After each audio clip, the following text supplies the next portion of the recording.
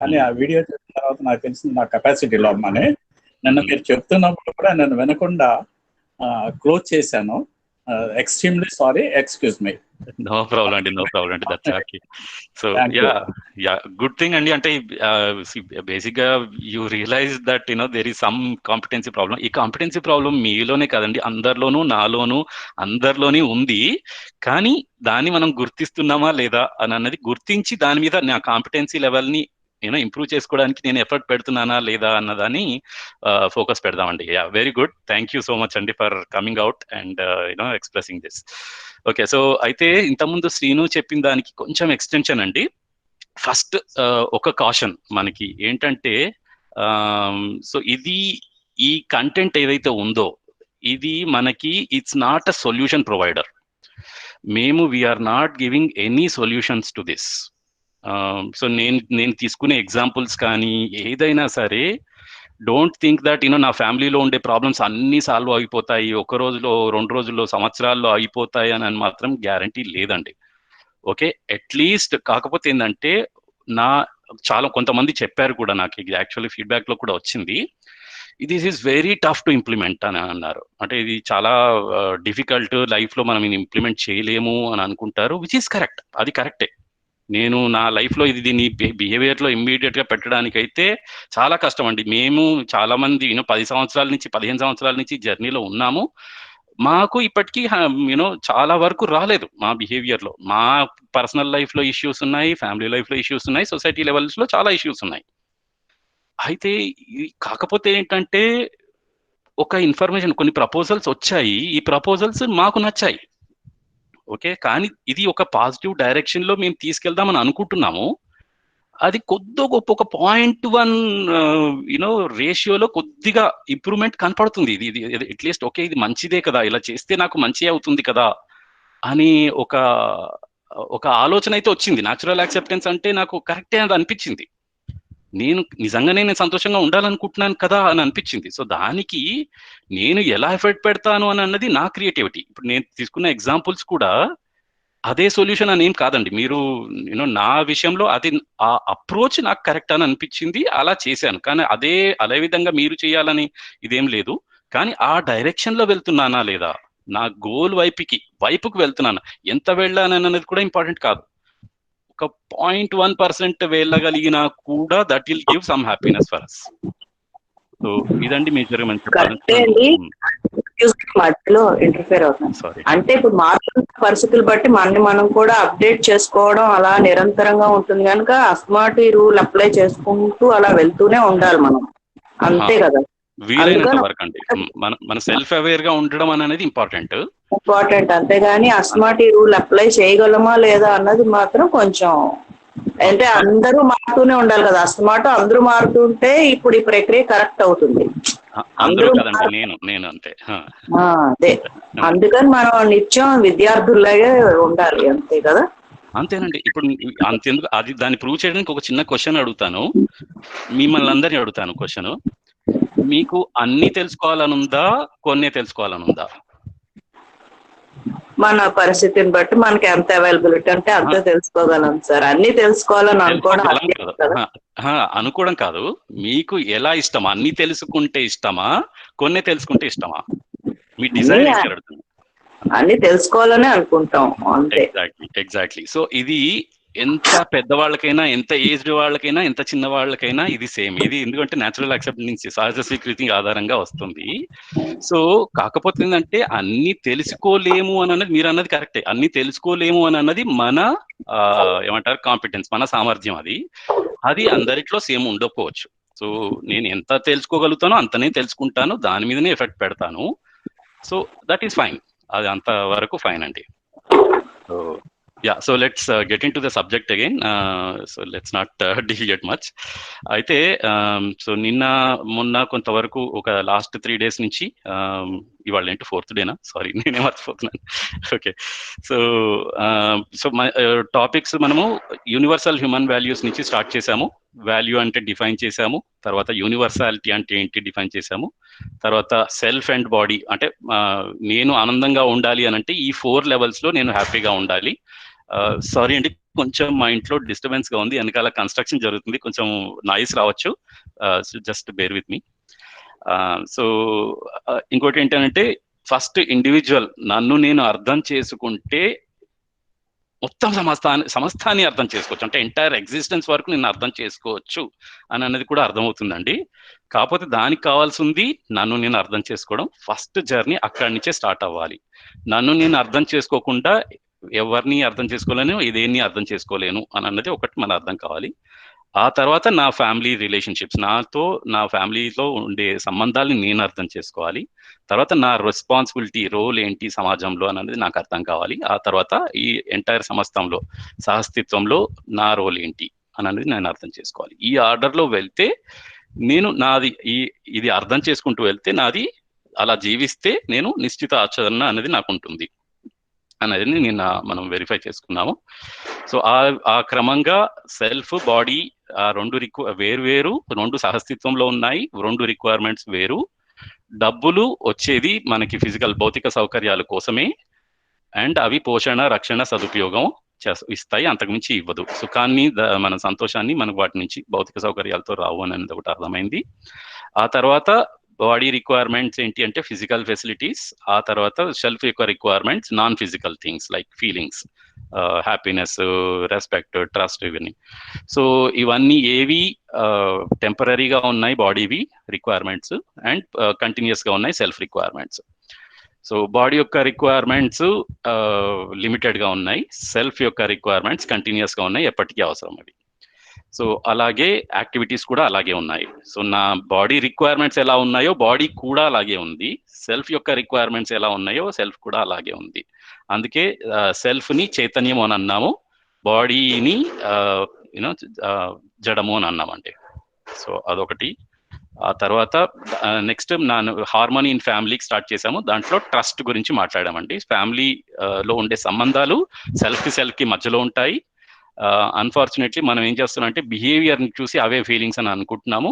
ఎందుకంటే సెల్ఫ్ కి బాడీకి మధ్యలో మనకి సహస్తిత్వం అనేది అర్థం కాలేదు కాబట్టి సంబంధాలు కూడా బాడీకి మధ్యలో ఉన్నాయనే ఫోకస్ ఎక్కువగా ఉంది. బిహేవియర్ ని చూసి మనం అవి ఫీలింగ్స్ అనుకుంటున్నాము, వాటిలో ఇష్యూస్ ఎత్తుక్కుంటున్నాము. కానీ మనకు అర్థం అవ్వాల్సింది ఏంటి అంటే ట్రస్ట్ ద్వారంగా, అంటే ఎదుటి వాళ్ళు కూడా నా సుఖాన్ని కోరుకుంటున్నారు అని అనేది మనకు అర్థమైపోతే, వాళ్ళ ఇంటెన్షన్ అర్థం అవుతే ఎదుటి వాళ్ళు కూడా నాలాగే ఉన్నారు అనేది అర్థమవుతుందండి.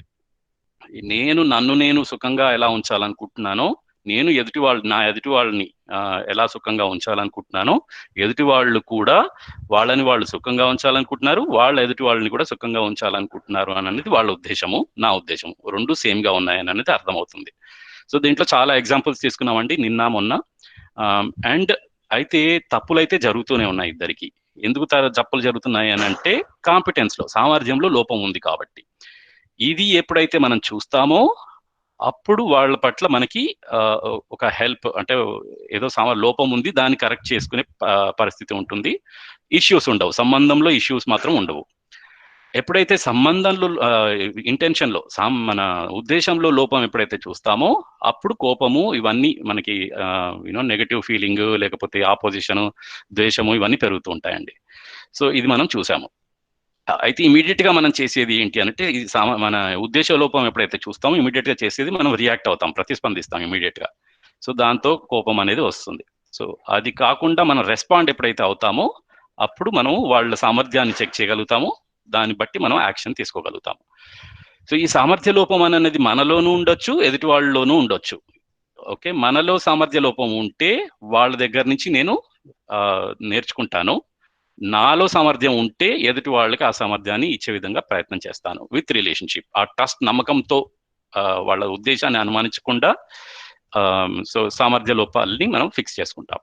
ఇద్దరికి సామర్థ్య లోపం ఉంటే సామర్థ్యం ఉన్న వాళ్ళ దగ్గరికి వెళ్తాము. సో ఇదండి నిన్న ట్రస్ట్ గురించి మనం మాట్లాడాము. సో ఇంకా డీటెయిల్డ్ గా నేను ఇంకా నిన్న క్లోజ్ చేయలేదు, ఒక చిన్న హోంవర్క్ మాత్రం ఇచ్చానండి. హోంవర్క్ ఏంటి అని అంటే, ఇప్పుడు నేను ఎంత మందిని విశ్వసిస్తున్నాను అనంటే, నా సుఖం కోరే వాళ్ళు ఎంతమంది ఉన్నారు నా చుట్టుపక్కల, నా ఫ్యామిలీ మెంబర్స్ కానీ, నా కొలీగ్స్ కానీ, వాళ్ళను వాళ్ళు సుఖంగా ఉంచుకోవాలని అనుకోవడము, వాళ్ళు నా సుఖాన్ని కోరుతున్నారు అని ఎంతమందిని నేను చూస్తున్నాను ఇలా నా జీవితంలో అని అనేది ఒక లిస్ట్ రాయమని చెప్పాను. అలాగే నేను ఎంతమందిని నేను వీళ్ళ సుఖాన్ని కోరుకుంటున్నాను, నన్ను నేను సుఖంగా ఉంచాలనుకుంటున్నాను, వాళ్ళ సుఖాన్ని నేను కోరుకుంటున్నాను అనేది ఎంతమందికి ఉంది నాకు, ఇలా 2 లిస్టులు రాయమని చెప్పాను. ఈ లిస్ట్ ఎంతమంది ఉన్నారు, ఈ 2 లిస్టులలో ఎంతమంది ఉన్నారు అని మనం ఎప్పుడూ చెక్ చేసుకుంటడం మంచిది అండి. ఎందుకు అనంటే దీన్ని బట్టే మన సంబంధాలు ఉంటాయి. సో మన సంబంధాలు ఎంత మంచిగా ఉన్నాయి అని అన్నది ఈ లిస్టుని బట్టి మనకు అర్థం అవుతుంది. ఓకే, సో ఈ లిస్ట్ ఎంత పెద్దగా ఉంటే మనం అంత రిచ్ అని చెప్పుకోవచ్చు అండి. ఫిజికల్ ఫెసిలిటీస్ వచ్చేది మనకి సంబంధం కాదు, అంటే ఫిజికల్ ఫెసిలిటీస్తో వచ్చేది మనకి హ్యాపీనెస్ కాదు అని అన్నది మనకి ఆల్రెడీ తెలుసు. సో ఇది ఎంత మంచిగా ఉంటే మన సంబంధాలు అంత దృఢంగా ఉంటాయి. ఓకే, సో ఇదండి నేను మేజర్గా చెప్పాలనుకున్నది, అంటే ఆ ఎక్సర్సైజ్తో నేను చెప్పాలనుకున్నది, కన్వే చేయాలనుకున్నది అదండి. So okay, so let me get into the slide.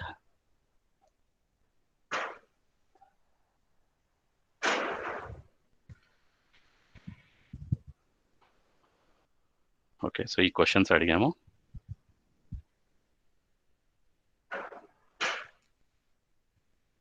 Okay, so ఎదుటి వాళ్ళు ఎన్నిసార్లు తప్పులు చేసినా కూడా వాళ్ళు 1-2 సార్లు తప్పు చేసినా కూడా వాళ్ళ ఉద్దేశాన్ని అనుమానిస్తాము. నేను ఎన్నిసార్లు తప్పు చేసినా కూడా నేను నా ఉద్దేశాన్ని అనుమానించను, బట్ నా సామర్థ్యాన్ని నేను చెక్ చేసుకుంటాను, సామర్థ్యాన్ని సమర్థిస్తాను బేసిక్గా. ఓకే, సో అదొకటి ఉందండి. సో ఇది మనం చెక్ చేసుకోవాల్సిన అవసరం ఉంది. Right. Okay, so the fourth point ఏదైతే ఉందో, the other wants to make me happy అనేది మనం చెక్ చేసుకోవాల్సిన ఉంది. ఇది చెక్ చేసుకుంటే వాళ్ళ మీద మనకి వాళ్ళ ఉద్దేశాన్ని డౌట్ చేయనట్టు, ఇది మనకి ట్రస్ట్కి ఆధారం అండి. ఇది ఉంటే ఎదుటి వాళ్ళు నా సుఖాన్ని కోరుకుంటున్నారు, నా సంతోషాన్ని కోరుకుంటున్నారు అని అనేది ఉంటే trust, to be assured, to have the clarity that other wants to make me and happiness, అంటే హ్యాపీ అండ్ ప్రాస్పరస్, ఎదుటి వాళ్ళు నా సుఖాన్ని సమృద్ధిని కోరుకుంటున్నారు ఎప్పటికీ అని అన్నది వాళ్ళ మీద విశ్వాసం ఉన్నట్టండి. ఓకే ఓకే, సో ఇది ఒక చెక్ చేసుకోవాల్సిన అవసరం ఉంది, ఎప్పుడూ చెక్ చేసుకోవాల్సిన అవసరం ఉంది. If you have unconditional continuous trust, అంటే ఏ కండిషన్ లేకుండా ఎప్పటికీ విశ్వాసం ఉంది అని అనుకుంటే న్యాచురల్ యాక్సెప్టెన్స్ నుంచి ఇది వస్తుంది మనకి. అయితే ఇది ఉన్నప్పుడు మీరేం చేస్తారు? If other is lacking competence, ఎదుటి వాళ్ళల్లో సామర్థ్య లోపం ఉంది అని గమనించినప్పుడు మీరేం చేస్తారు? Okay, try to improve. వాళ్ళ సామర్థ్యాన్ని పెంచుతారా, మీరు చిరాకు పడతారా, కోపం వస్తుందా, ఆర్ ఫీలింగ్ ఆఫ్ ఆపోజిషన్ వస్తుందా? ఓకే, ఇది చెక్ చేసుకుంటే ఎదుటి వాళ్ళ సామర్థ్యాన్ని పెంచుతామండి. వాళ్ళ మీద ఉద్దేశాన్ని అనుమానించకుండా వాళ్ళ సామర్థ్య లోపం ఉంది అని అనుకుంటే ఇది answer. Then we will trust on their intention. వాళ్ళ ఉద్దేశంలో తప్పు లేదు అని అనుకుంటాము, వాళ్ళ సామర్థ్యాన్ని పెంచే ప్రయత్నం చేస్తాము. అది ఓకే. అది లేకపోతే ఏమవుతుంది అని అంటే, వాళ్ళ ఉద్దేశాన్ని ఎప్పుడైతే అనుమానిస్తామో, ఇది buy 1 get 3 ఫ్రీ. ఏంటంటే ఒక్క ఉద్దేశాన్ని అనుమానించినప్పుడు మనకి వచ్చేది ఈ చిరాకు పడ్డము, కోపం తెచ్చుకోవడము, ద్వేషం పెంచుకోవడము, ఇది జరుగుతూనే ఉన్నాయండి. మన సంబంధాల్లో మేజర్గా జరిగేది ఇదే ఎక్కువ జరుగుతుంది. అందువల్లే ఇది చేసేది ఎవరో కాదండి, నేనే. ఎదుటి వాళ్ళ ఉద్దేశాన్ని అనుమానించేది నేనే, అందుకే నేనే బాధపడుతున్నాను. ఓకే, సో ఎదుటి వాళ్ళలో వాళ్ళ ఉద్దేశంలో అయితే తప్పు లేదు, వాళ్ళ సామర్థ్యంలో లోపం ఉండొచ్చు. అయితే ఇది ఎప్పుడైతే అనుమానిస్తానో దానివల్ల బాధపడేది నేనే అవుతున్నాను. కాబట్టి నా బాధ నేను ఎవరు ఫిక్స్ చేయాలంటే నేనే ఫిక్స్ చేసుకోవాలా, వేరే వాళ్ళు వచ్చి ఫిక్స్ చేయాలా? ఇది చూసుకుంటే నాలో బాధ ఉంది అని అంటే దాన్ని ఫిక్స్ చేసుకోవాల్సింది నేనే. సో నాలోనేదో ప్రాబ్లం ఉంది, ఎదుటి వాళ్ళ వల్ల బాధపడుతున్నాను నేను అని అంటే నాలోనేదో బాధ ఉంది, నేను ఏదో చేయాల్సింది ఉంది, అది నేను చేయట్లేదు, అందుకే నాకు బాధ కలుగుతుంది. ఏ విషయం అయినా చెక్ చేసుకోండి మీరు. నేను ఒక విషయంలో బాధపడుతున్నాను అని అంటే నేను ఏదో చెయ్యాలి, ఏదో చెయ్యట్లేదు, నేను చేయలేకపోతున్నాను, అంటే నేను చేయలేకపోతున్నాను, అందువల్ల నేను బాధపడుతున్నాను. ఇప్పుడు ఎదుటి వాళ్ళు తప్పు చేస్తారండి, అది వాళ్ళ సామర్థ్య లోపం. వాళ్ళ సామర్థ్య లోపం ఉంది అని నేను గుర్తించలేకపోతున్నాను, లేదా వాళ్ళ సామర్థ్యాన్ని నేను పెంపొందించలేకపోతున్నాను, అది నా సామర్థ్య లోపమే, అందుకు నేను బాధపడుతున్నాను. ఎదుటి వాళ్ళు తప్పు చేస్తారు. నేను ఎలా తప్పు చేస్తున్నానో ఎదుటి వాళ్ళు కూడా తప్పు చేస్తారు. నాలో సామర్థ్య లోపాలు ఉన్నాయి. నాలో సామర్థ్య లోపాలు ఎలా ఉన్నాయో ఎదుటి వాళ్ళలో కూడా సామర్థ్య లోపాలు ఉన్నాయి. అయితే నాలో కూడా సామర్థ్య లోపం ఉంది కాబట్టి నేను వాళ్ళ సామర్థ్య లోపాలని ఐడెంటిఫై చేయలేకపోతున్నాను, వాళ్ళ సామర్థ్యాన్ని ఇంక్రీజ్ చేయలేకపోతున్నాను. అంటే వాళ్ళ సామర్థ్యాన్ని, ఎందుకంటే నాకు ఎంత తెలుసో నేను వాళ్ళకి అంత మాత్రమే హెల్ప్ చేయగలుగుతాను. నా దగ్గర ఏది ఉందో అది మాత్రమే ఇవ్వగలుగుతాను. అంతకంటే ఎక్కువ ఇవ్వలేను, ఆర్ దాన్ని తక్కువ కూడా చేయలేను. చేయాలని నా దగ్గర లేదు. సో ఇది అర్థమవుతే నేను బాధపడుతున్నాను అని అంటే నేను ఏదో చెయ్యాలి, అది చేయలేకపోతున్నాను, అది నా సామర్థ్య లోపం అన్నది అర్థమవుతుంది. దాని మీద వర్క్ చేస్తానండి. అందుకే ఈ కోర్స్, ఈ వర్క్షాప్ కూడా నన్ను నేను ఇంప్రూవ్ చేస్తాను, నా సామర్థ్యాన్ని పెంచుకోవడం కోసం మాత్రమేనండి. ఎదుటి వాళ్ళని ఫిక్స్ చేయడానికి కాదు. ఎదుటి వాళ్ళు నా మీద రియాక్ట్ అవుతున్నారు, నేను ఎన్నిసార్లు చెప్పినా కూడా వాళ్ళు మారట్లేదు, వాళ్ళు వినట్లేదు అని అనేది మన చేతుల్లో లేదండి. అది మనకు అర్థమయ్యి మన బిహేవియర్ లో వస్తే వాళ్ళు అర్థం చేసుకుంటారు అని అనేది న్యాచురల్ అవుట్కమ్ అవ్వచ్చు, కానీ మన ఫోకస్ దాని మీద కాకూడదు. మనని వాళ్ళు ఇన్స్పిరేషన్ గా తీసుకోవచ్చు, ఆ పాసిబిలిటీ ఉంది. అది కూడా మనం ఈవెన్చువల్ గా ముందు మనం చూస్తాము. కానీ అది మాత్రం మన ఫోకస్ కాకూడదు. ఎదుటి వాళ్ళు మారాలి అని అనేది మాత్రం మన ఫోకస్ కాదు.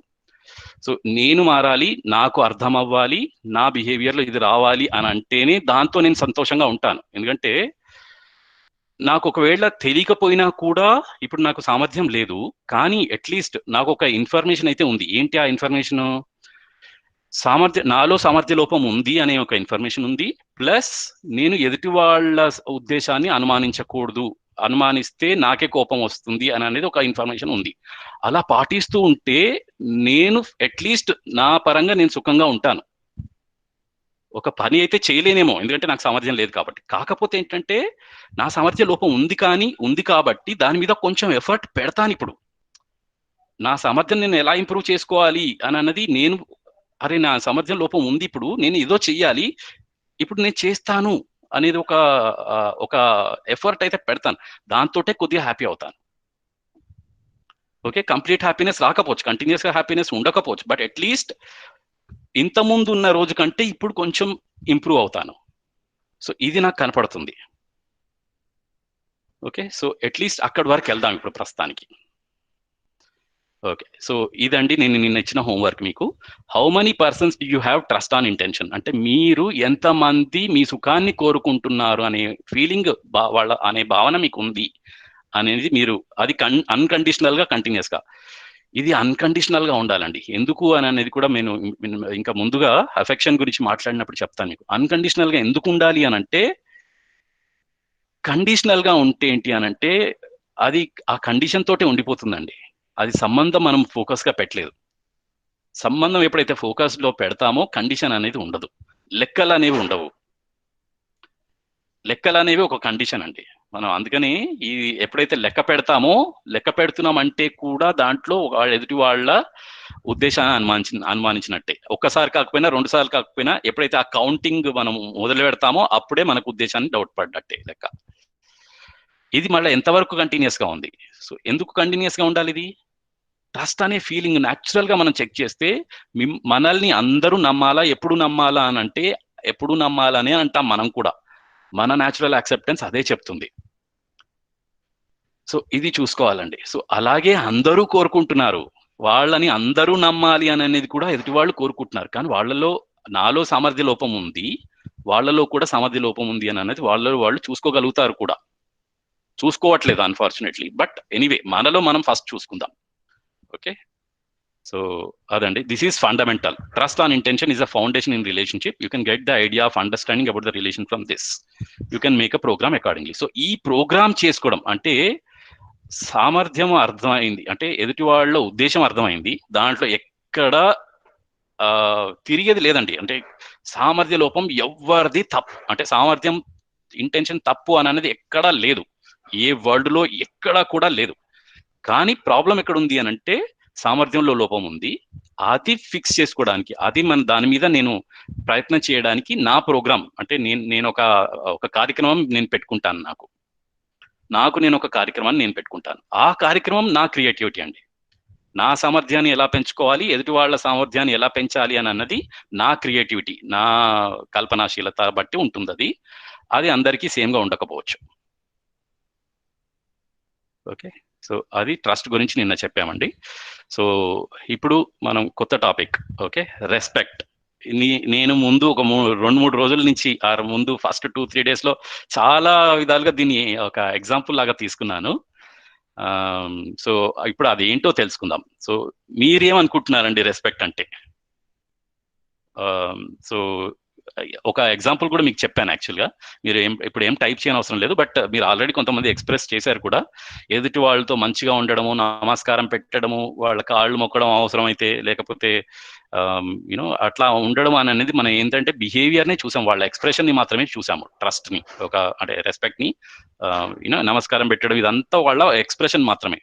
సో మనం చూడాల్సింది ఏంటి అని అంటే ఫీలింగ్. ఆ ఫీలింగ్ని కూడా ఎక్కడ చూడాలి? ఎదుటి వాళ్ళలో చూడాలా, నా లోపల నేను చూసుకోవాలా? ఓకే, ఫస్ట్ చూసుకోవాల్సింది నా లోపల. ఈ రెస్పెక్ట్ అనేది ఒక సమ్మానము. రెస్పెక్ట్ అంటే తెలుగులో సమ్మానము అని అన్నామండి. సో ఇది ఒక వర్డ్ మాత్రమే. మనం కొంతమంది గౌరవము అని కూడా అంటారు, బట్ ఇక్కడ ఈ కాంటెక్స్ట్ లో మనం ఇది సమ్మానం అని అనుకుందాం. వర్డ్స్ ఇంపార్టెంట్ కాదు, మనకి మీనింగ్. రెస్పెక్ట్ అంటే సమ్మానం అంటే ఏంటి అని అర్థం కావడం అనేది ఇంపార్టెంట్ ఇక్కడ మనకి. సో చెక్ చేద్దాం. రెస్పెక్ట్ అంటే ఇక్కడ మేము ఒక డెఫినేషన్ ఇచ్చామండి. రైట్ ఎవాల్యుయేషన్ అని ఒక డెఫినేషన్ ఇచ్చాం. So right evaluation of myself to start with, or right evaluation of the other person. Okay, so first మనం రైట్ ఎవాల్యుయేషన్ మనల్ని మనం చేసుకోవాలండి. అసలు ఫస్ట్ ఆఫ్ ఆల్ రైట్ అంటే ఏంటి? రైట్ అంటే ఏంటి అని అంటే, అగైన్ ఇట్స్ సమాధానము, ఇట్స్ ట్రూత్, ఇట్స్ సత్యము. Okay, reality. రియాలిటీ అందరికీ సేమ్గా ఉంటుంది. ఒకటి రైట్ అంటే అదండి. అందరికీ రైట్ అనేది, అందరికీ రైట్ ఉండాలా, కొంతమంది రైట్ ఇది, కొంతమంది రాంగ్ ఉండాలా అని ఆలోచిస్తే అందరికీ రైటే ఉండాలి అని చెప్తాం మనం. ఓకే, ఎవాల్యుయేషన్ అంటే ఏంటి? ఎవాల్యుయేషన్ అంటే సామర్థ్యాన్ని అసలు అంటే ఎదుటి వాళ్ళని కొలవడం అన్నమాట. ఎదుటి వాళ్ళని కొలవడం. మరి ఈ కొలవడం అంటే ఏంటి? ఏం కొలవాలి? ఎదుటి వాళ్ళని ఫస్ట్ నన్ను కొలుచుకోవాలి. నన్ను నేను కొలుచుకోగలిగినప్పుడే ఎదుటి వాళ్ళని నేను కొలవగలను. ఓకే, అది అర్థం అవుతుంది కదా. సో ఇది ఏంటి అని మనం చెక్ చేద్దాం. ఓకే, సమ్మానము అంటే సమ్ ప్లస్ మాన్. ఇది హిందీలో సమ్ అంటే ఈక్వల్ అండి. సమము అంటే ఈక్వల్, తెలుగులో కూడా. మాన్ అంటే మెజర్మెంట్, ఎవాల్యుయేషన్ అని వస్తుంది. మానం అంటే తెలుగులో కూడా ఉందా లేదు తెలియదు కానీ, సో సమ్యక్ మాప్న అని అంటాము, ఠీక్ ఠీక్ ఆంకులన్ కర్ణ అని అంటాము. సో ఇది సో రెస్పెక్ట్ డెఫినేషన్ అండి. బట్ ఈ రైట్ అంటే ఏంటి, ఎవాల్యుయేషన్ అంటే ఏంటి, ఎవరిని ఎవాల్యుయేట్ చేయాలి, ఎలా ఎవాల్యుయేట్ చేయాలి అని అన్నది నెక్స్ట్ లో చూద్దాము. దానికంటే ముందుగా మనము అందరినీ ఒక విధంగా డిస్రెస్పెక్ట్ చేస్తున్నామండి. ఫస్ట్ ఆఫ్ ఆల్ మనం నెగిటివ్ సైడ్ నుంచి వెళ్దాం. అసలు ఫస్ట్ రెస్పెక్ట్ అంటే కాకుండా రెస్పెక్ట్ అంటే ఏంటి కాదు అని అనేది ఒక ఏ విధంగా డిస్రెస్పెక్ట్ చేస్తున్నాం అనేది చూద్దాం. ఓకే, ఫస్ట్ ఏం చేస్తున్నాం అంటే మనం ఓవర్ ఎవాల్యుయేట్ చేస్తున్నాం. అంటే to evaluate more than what it is. ఎదుటి వాళ్ళు ఎలా ఉన్నారో అలా కాకుండా అంతకంటే ఎక్కువగా ఎవాల్యుయేట్ చేస్తున్నాం. అధిమూల్యం చేయడం అన్నమాట ఇది. అంటే ఇది మనలో జరుగుతూనే ఉంది. దీనికి ఒక ఉదాహరణ చెప్తాను నేను. సో మా అమ్మాయి లాస్ట్ ఇయర్ 10th క్లాస్ చదివింది. 10th క్లాస్ చదువుతున్నప్పుడు తనకి ఒక 80 మార్క్స్ వచ్చాయండి. 80% వచ్చింది మార్క్స్. నేనేమన్నాను, ఓ వావ్ నువ్వు గ్రేట్, అసలు చాలా మార్కులు వచ్చాయి, అసలు నువ్వు నీ ఇంతటి వాళ్ళు లేరు, అది ఇది బాగా పొగడేశానండి. అయితే 80 కాదు 90 కూడా కావచ్చు, అది మీ ఇష్టం, మీ నెంబర్ ఏదైనా పెట్టుకోండి. దీనివల్ల ప్రాబ్లం ఏంటంటే వాళ్ళు దాంట్లో అంటే అది ఫిక్స్ అయిపోయారు. అంటే నేను 90 వస్తేనే నేను గ్రేట్ అని అనుకుంటారు. సో నెక్స్ట్ టైం ఎగ్జామ్ రాసేటప్పుడు ఎంత టెన్షన్ పడతారండి. నాకు ఈసారి కూడా 90 రావాలి అని అనుకుంటారు. ఎంత ఘోరమైన ప్రెషర్లో పెడుతున్నామంటే ఇది ఓవర్ ఎవాల్యుయేట్ చేస్తూ. ఇంకొక ఉదాహరణ చెప్తాను నేను. ఇది ఒక స్టడీస్లోనే కాదండి, ఒక మన జనరల్ మన లైఫ్లో కూడా మన పిల్లలతో కానీ మన ఎవరితో కానీ ఎలా బిహేవ్ చేస్తున్నాం అంటే ఇంకో ఉదాహరణ చెప్తాను. లాస్ట్ ఇయర్ సమ్మర్ వెకేషన్, ఇప్పుడు కూడా సమ్మరే. లాస్ట్ ఇయర్ సమ్మర్ వెకేషన్ మా అబ్బాయి, వాడు ఇప్పుడు 8th వచ్చాడు, 7th క్లాస్లో వాడు. సమ్మర్ వెకేషన్ మా ఇంటి ఎదురుగా ఎగ్జాక్ట్లీ ఎదురుగా ఒక రోడ్ ఉంటుంది. ఆ రోడ్లో వాళ్ళ ఇంట్లో గల్లీ చాలా మంది పిల్లలతో క్రికెట్ ఆడతాడండి, గల్లీ క్రికెట్ అంటాడు వాడు. సో ఆ క్రికెట్ ఆడుతూ ఉంటాడు ఎప్పుడు. అయితే మేము ఫస్ట్ ఫ్లోర్ లో ఉంటాము. సో ఫస్ట్ ఫ్లోర్ బాల్కనీ నుంచి నేను చూస్తున్నాను, వాడు ఆడుతుంటే వాళ్ళ ఫ్రెండ్స్ తోటి, గల్లీ ఫ్రెండ్స్ తోటి ఆడుతుంటే చూస్తున్నాను. వాడు బ్యాటింగ్ చేస్తున్నాడు. సో అన్ని సిక్సర్లు కొడుతున్నాడు, సిక్సర్లు ఫోర్లు మంచిగా ఆడుతున్నాడు అనమాట. అయితే నేను అబ్జర్వ్ చేస్తున్నానన్న సంగతి వాడు చూశాడు. చూసి ఒక సిక్సర్ కొట్టి నా వైపు చూస్తున్నాడు, నేను చూస్తున్నానా లేదా అని. అది ఉంటది, ఆ కుతూహలం అనేది ఉంటది పిల్లలకి యూజువల్ గా. సో మా డాడీ నన్ను మెచ్చుకోవాలి అనేది, ఇట్లా ఆ కుతూహలం అనేది ఉంటది. సో అలా ఎవ్రీ టైం కొడుతూ కొడుతూ అది చూస్తూ మళ్ళీ అంతా అయిపోయిన తర్వాత నా దగ్గరకు వచ్చి, డాడీ ఎలా ఆడాను డాడీ, నేను చూసాను కదా ఎలా ఆడాను డాడీ అని. అంటే అరే సూపర్, అసలు నువ్వు ఇంత బాగా ఆడావంటే అసలు నీ ధోని, కోహ్లీ లాగా ఆడుతున్నావు నువ్వు అని నేను చెప్పేశాను. సో అదంతా అయిపోయింది, వాడు చాలా హ్యాపీగా ఫీల్ అయ్యాడు, అదంతా అయిపోయింది. So next day summer holidays కదా, ఎవ్రీడే ఆడతాడు. సో నెక్స్ట్ డే మళ్ళీ వెళ్ళాడు ఆడడానికి. ఈసారి ఏమైంది, అది నేను లేను అక్కడ అన్ఫార్చునేట్లీ, మీ ఇంట్లో ఎవరో వచ్చారు, మాట్లాడుతున్నాను నేను. సో ఈ లోపల వాడేంటి, అది ఆడాడు, వాడు ఏడ్చుకుంటూ వచ్చాడు నా దగ్గరికి. ఏంట్రా ఇలా ఏడుస్తున్నావు అని అడిగితే చెప్పాడు, నాన్న నేను ఫస్ట్ బాల్లోనే అవుట్ అయిపోయాను అని ఏడ్చాడు. ఎందుకురా ఫస్ట్ బాల్ అవుట్ అయితే ఏమైంది, చాలా రోజులు ఉన్నాయి కదా, మంచిగా ఆడుకోవచ్చు కదా అని అంటే, లేదు నాన్న నువ్వే కదా నాకు చెప్పింది, నువ్వు సచిన్ టెండూల్కర్ లాగా ఆడతావు, ధోని లాగా ఆడతావు, కోహ్లీ లాగా ఆడతావు అని నాకు చెప్పాడు. అరే అది అంటే నేను అది ఏదో కంపేర్ చేయడానికి అప్పుడు చెప్పాను కానీ, అప్పటికప్పుడు నేను చెప్పాను కానీ అది ఏం లేదురా, అది ఓడిపోవడం అన్నది సహజమే, అందరూ ఓడిపోతారు అని అక్కడ అప్పుడు నేను కరెక్ట్ చేసుకున్నాను. అప్పుడు నాకు అర్థమైంది నేను ఎంత ఓవర్ ఎవాల్యుయేట్ చేశాను వాడిని. దానివల్ల వాడికి ఏమైంది, నేను ఎప్పుడు సచిన్ టెండూల్కర్ లాగా ఆడతాను, ధోని లాగా ఆడతాను అని ఒకటి పడిపోయింది. అలా ఆడితేనే ఆడినట్టు, అలా ఉంటేనే రెస్పెక్ట్ వచ్చినట్టు. అది దానివల్ల వచ్చేది రెస్పెక్ట్ కాదండి, దానివల్ల వచ్చేది కూడా డిస్రెస్పెక్టే అని అనేది మనకు క్లియర్గా అర్థమవుతుంది. సో ఇలా అని చెప్పి ఎదుటి వాళ్ళని పొగడొద్దు అని కాదు, అంటే నువ్వు చేసింది కరెక్టే కానీ ఇంకా బాగా చేయొచ్చు అనే విధంగా కూడా చెప్పొచ్చు మనం. సో అది ఈక్వల్, అది సమం రెస్పెక్ట్ అనండి. అది దాని గురించి ఇంకా డీటెయిల్గా కూడా మనం మాట్లాడదాము. బట్ అండర్ ఎవాల్యుయేషన్ చేస్తామండి ఒక్కోసారి. మా అమ్మాయికి 80 మార్క్స్ వచ్చాయనుకో, 90 కాకుండా 80 వచ్చాయి ఈసారి. అసలు నువ్వు వేస్ట్, ఆర్ 70 వచ్చాయి, నువ్వు వేస్ట్, ఎందుకు పనికిరావు, అసలు నువ్వు ఏమీ చేయలేవు నువ్వు లైఫ్లో, ఇలా నేను అన్నాను అనుకోండి, 70 మార్క్స్ వచ్చాయండి, 70%. అది ఉత్తగా వస్తాయా, కష్టపడకుండానే వస్తాయా? మరి అది రైట్ ఎవాల్యుయేషన్ చేసినట్ట, అండర్ ఎవాల్యుయేట్ చేసినట్ట? ఓకే, సో ఇది కూడా మనం చేస్తున్నాం కదండి. ఎందుకు వేస్ట్ అని ఎందుకు అంటామండి మనం, అంటే ఎందుకు పనికిరారా, 70 మార్క్స్ ఎలా వచ్చాయి మరి? ఓకే, ఇది కూడా మనం చేస్తున్నాం, రైట్. ఒక్కోసారి అదర్వైజ్ ఎవాల్యుయేట్ చేస్తున్నాం. ఎందుకు అలా కోతిలా ఎగురుతున్నావు, నువ్వు గాడిదవి, ఏం పని చేయవు, లేకపోతే నువ్వు దేవుడివి దేవతవి. ఓకే, ఆ దేవుడు దేవత అంటే ఏంటో కూడా మనకు తెలియదు కానీ, బట్ మనిషిని మనిషితో పోలుద్దామండి. ఒక జంతువుతోనో ఇంకా దేనికో పోలిస్తే అది రెస్పెక్టేనా అనేది కూడా మనం ఆలోచించాల్సిన అవసరం ఉంది. సో అది డిస్రెస్పెక్టే. సో ఇవి ఏవి చేసినా కూడా మనకి ఇష్టమేనా? ఓకే, సో ఓవర్ ఎవాల్యుయేషన్ తో కూడా టెంపరీగా మనకు వస్తుండొచ్చు, ఒక టెంపరీ ఎక్సైట్మెంట్ వస్తుండొచ్చు, కానీ దాంతో కంటిన్యూటీ ఉండదండి. అది కూడా మనం చెక్ చేసుకోవాల్సిన అవసరం ఉంది. సో ఇది కంటిన్యూస్ గా ఉంటుందా లేదా అనేది చెక్ చేసుకోవాలి. అండర్ ఎవాల్యుయేషన్ అంటే అది ఎప్పటికీ నచ్చదు ఎలాగూ, అదర్ ఎవాల్యుయేషన్ అనేది కూడా మనకి నచ్చదు. సో ఈ మూడు కూడా మనకి డిస్రెస్పెక్టేనండి. వెన్ ఎవర్ ద ఎవాల్యుయేషన్, ఎప్పుడైతే ఎదుటి వాళ్ళని మనం కరెక్ట్ గా ఎవాల్యుయేట్ చేయలేదో అప్పుడు అది డిస్రెస్పెక్టే అన్నది అర్థం అవుతుంది మనకి. ఓకే, సో మనం రోజువారీ చేసే పనులలో, ఇంటరాక్షన్ లో ఎదుటి వాళ్ళతో ఎప్పుడైతే మనం సంభాషిస్తున్నామో అలాంటి విషయాల్లో ఎప్పుడైనా ఇవి చేస్తున్నామా లేదా అన్నది చెక్ చేసుకోవడం అనేది చాలా ఇంపార్టెంట్. కానీ అన్ఫార్చునేట్లీ మనం ఇదే ఎక్కువగా చేస్తున్నాం, మనకి తెలియకుండా. మన భాష అలా ఉంటుంది. సో ఫర్ ఎగ్జాంపుల్, జనరల్గా మేము ఈ వర్క్షాప్స్లో యూజువల్గా తీసుకునే ఎగ్జాంపుల్స్ ఇవి.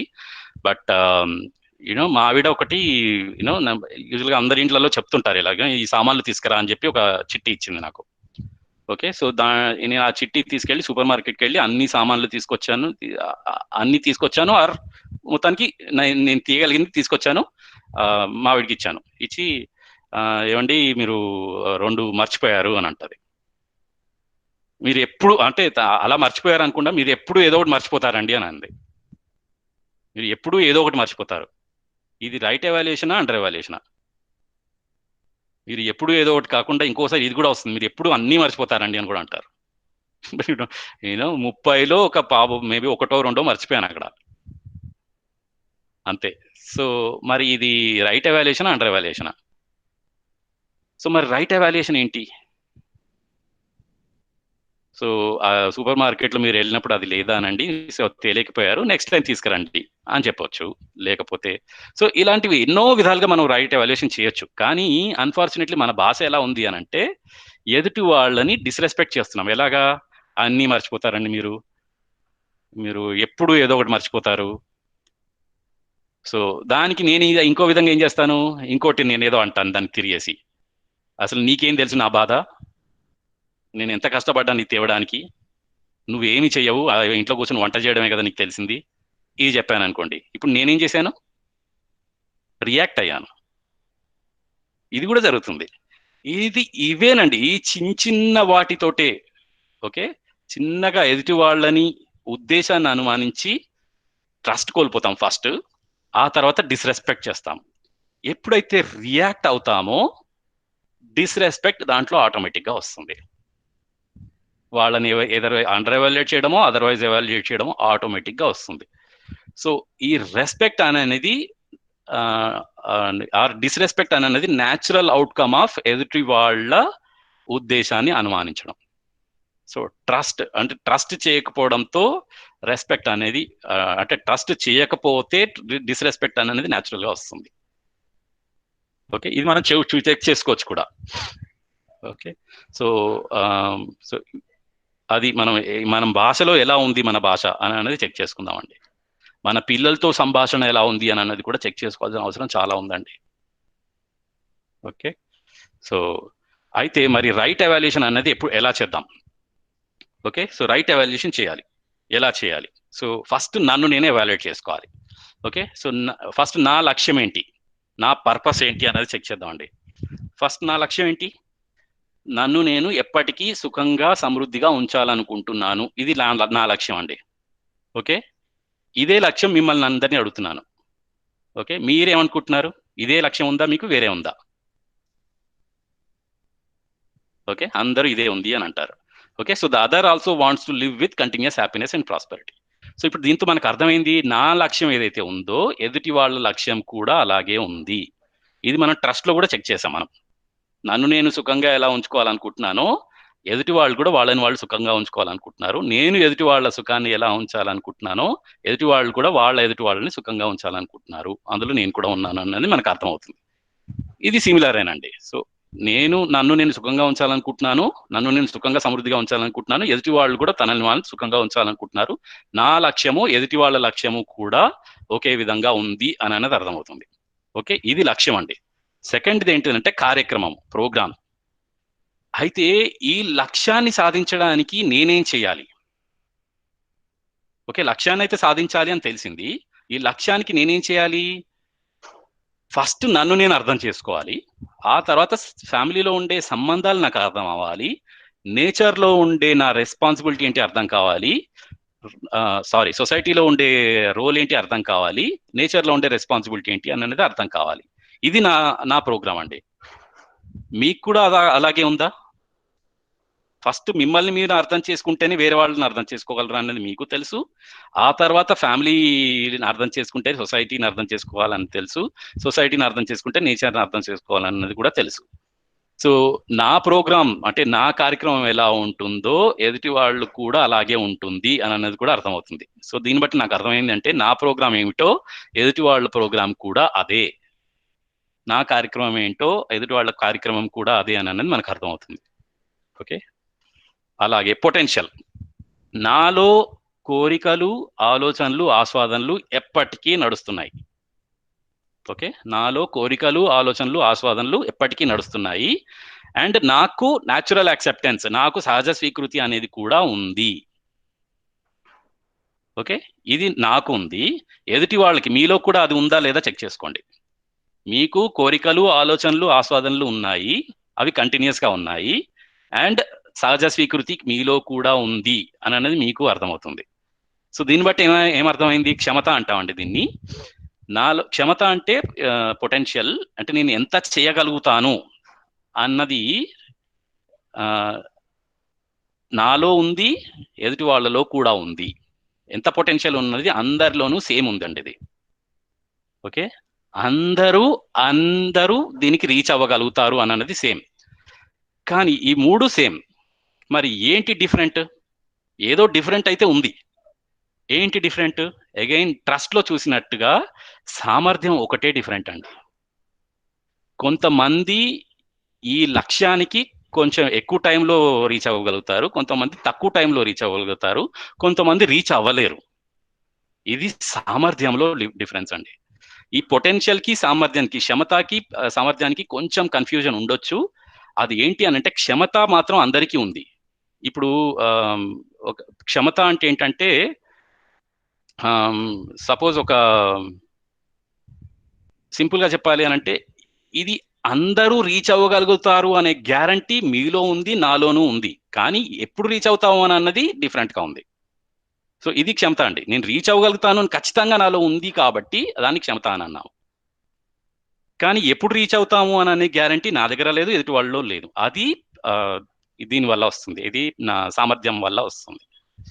ఓకే, సో ఈ మూడు అందరిలోనూ సేమ్ ఉంది కాబట్టి ఈ విధాలుగా మనం ఎవాల్యుయేట్ చేయాలండి ఎదుటి వాళ్ళని.